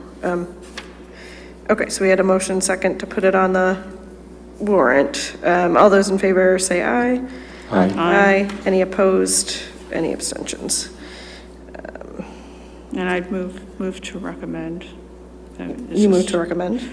We don't have. Do we have a reason to block Wayland's withdrawal? I mean, personally, I think with everything that's up in the air about the regional agreement in the building. Yeah, I mean, I don't know. I'm torn about whether it makes sense for them to withdraw. I haven't heard a presentation from them about why they should withdraw. I haven't, I forgot. I would prefer to defer. Are they a small enrollment school? Yeah, see, a lot of the small enrollment schools want to get out. And part of it has to do with the way capital contribution is working, and it's also because minimum enrollment that they're paying for is 5, regardless of what their actual enrollment is. But, I mean, we can defer if you'd rather do that. That'd be fine. I'd like to defer and then at least, indicate to Wayland that we're putting it on our special town meeting, and maybe they can send additional information. And there will be this meeting on the 28th that I'm going to, and maybe I'll get a better sense of what's going on. And then we could also ask the school committee perhaps to weigh in as well, because I just think us doing it with no information is a little premature. Okay, so we have a motion to defer. So moved. Okay. Second. All right, all those in favor, please say aye. Aye. Any opposed? Any abstentions? And Janet, do you want to be the assigned? I'll be the assigned selectman, but I've got to find out. If this goes on the warrant, I need to find out if Pam Norse is going to present. I mean, I assume it's not going to be somebody from Minuteman, so, yeah. And I feel like it would be weird to have somebody from Wayland. I'll see if she is prepared to do that. Yeah. Okay, number 11, land acquisition, Piper Road. Okay, 11 and 12, maybe we could speak together. These are properties, in regards to Article 11, the Piper Road property, it's a priority parcel of the Open Space Committee. We have not actually sat down with the property owners. I think we're trying to do that sometime this week. I would recommend we put it on the warrant. I think we obviously would have to defer because we've not really had discussions, and if nothing works out, we'll just pass over the article. Similarly, Article 12 is property adjacent to the cemetery, and I think it's property that the Cemetery Commission is very interested in. We've not really had discussions on that. Town Council is meeting with the cemetery commissioners on, I think, October 28th. It's a real big day. I think it's October 28th. Once again, I think that probably should be a placeholder article, defer position until things get a little more firmed up. Okay, any questions or concerns with that? Yeah, it's Piper Lane, not Piper Road. No. And He's it's going to buy the wrong property. And it's, I don't know if you want to write as your party placeholder, it's for Piper Road, and it's the back lot, or it's for Piper Road. It's not determined yet. And then it's 176 Central Street. Wait a minute. It's Piper Lane. It's Piper Lane. And what were you? Oh, sorry, I didn't mean to say road. Road, I mean, it's for Piper Lane is the address. For Piper Lane, okay. And there's two parts to it. There's a back. Are they going to need frontage on Piper Road? Because Piper Lane is not illegal, it's not a public road, and that was a problem we had with the other Piper Lane property. It's why we ended up buying the frontage on 6 Piper Road. Right. There's a. So there's, okay. Talk about all the details of the land. So this is not just Piper Lane, it's also what the a parcel on Piper Road. No, sorry, no. I said road accidentally. It's all Piper Lane. It's Piper Lane. Now, the It's for article, Piper Lane. as written, was article that we had ready for last annual town meeting, but was withdrawn because we didn't have an agreement. So that is the language that was vetted by council back in the spring.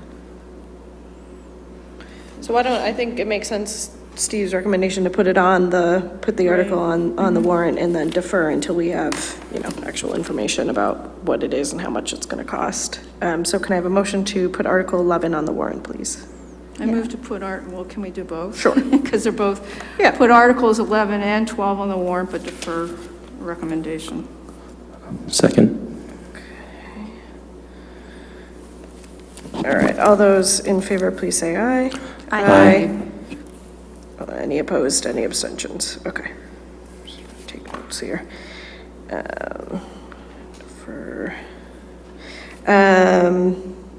Franny, do you want to be the assigned selectman on these? I can be. Okay. Okay, and number 13, Steve. Number 13, if you recall, we did have a brief executive session about this a little while ago. This is the so-called Donahue parcel off of Mass Ave. Acquisition price would be $28,000. I'm trying to jog my memory on this one. That dates back to when I was on Conservation Commission, because I Okay. remember the decision, they issued a decision, and this gift was part of the decision, but it took a while for it to be executed on. Actually, there's a little piece that this would be buying next to the part that was given. Oh, right. Exactly. Okay. Now Right. I'm remembering the Okay. executive session. Okay, I was like, what? Okay, do we have a motion to put Article 13 on the warrant? So moved. To put Article 13, land acquisition on Knowlton Drive. Yep. On the warrant. Do I have a second? Second. Okay. All those in favor, please say aye. Aye. Any opposed? Any abstentions? Do I have a motion to recommend? Move to Warrant. recommend Article 13. Okay. Second. Okay, all those in favor, please say aye. Aye. Any opposed? Any abstentions? Franny, I feel like you're the Yeah, I can probably do that, person for too. this one as well. Okay. And just to make sure everybody's generally okay with not generally, everybody's okay with the ordering of the articles on here, we'll start with the non-binding resolution and make our way through. Yeah, I don't have a problem with them. What? I do not have a problem with the ordering. Okay. All right, hearing none, then I think we're good. We've got a town meeting. Excellent. Now, when people ask me what the hell we're doing at town meeting, I've got an answer. Yes, ma'am. To defer a recommendation. We did it all as one vote. Yeah, put it on, but defer, yeah. I did take notes if you've got, so I think I got most of them. All right, I believe we've gone through the agenda. Unless anybody has anything else, can I have a motion to adjourn? Move to adjourn. Second. Okay, all those in favor, please say aye. Aye. Any Aye. opposed? Any abstentions? We'll see you all on the 2nd. No? Oh, 27th. I will see you all on the 27th. Also, dinner will not be served, so just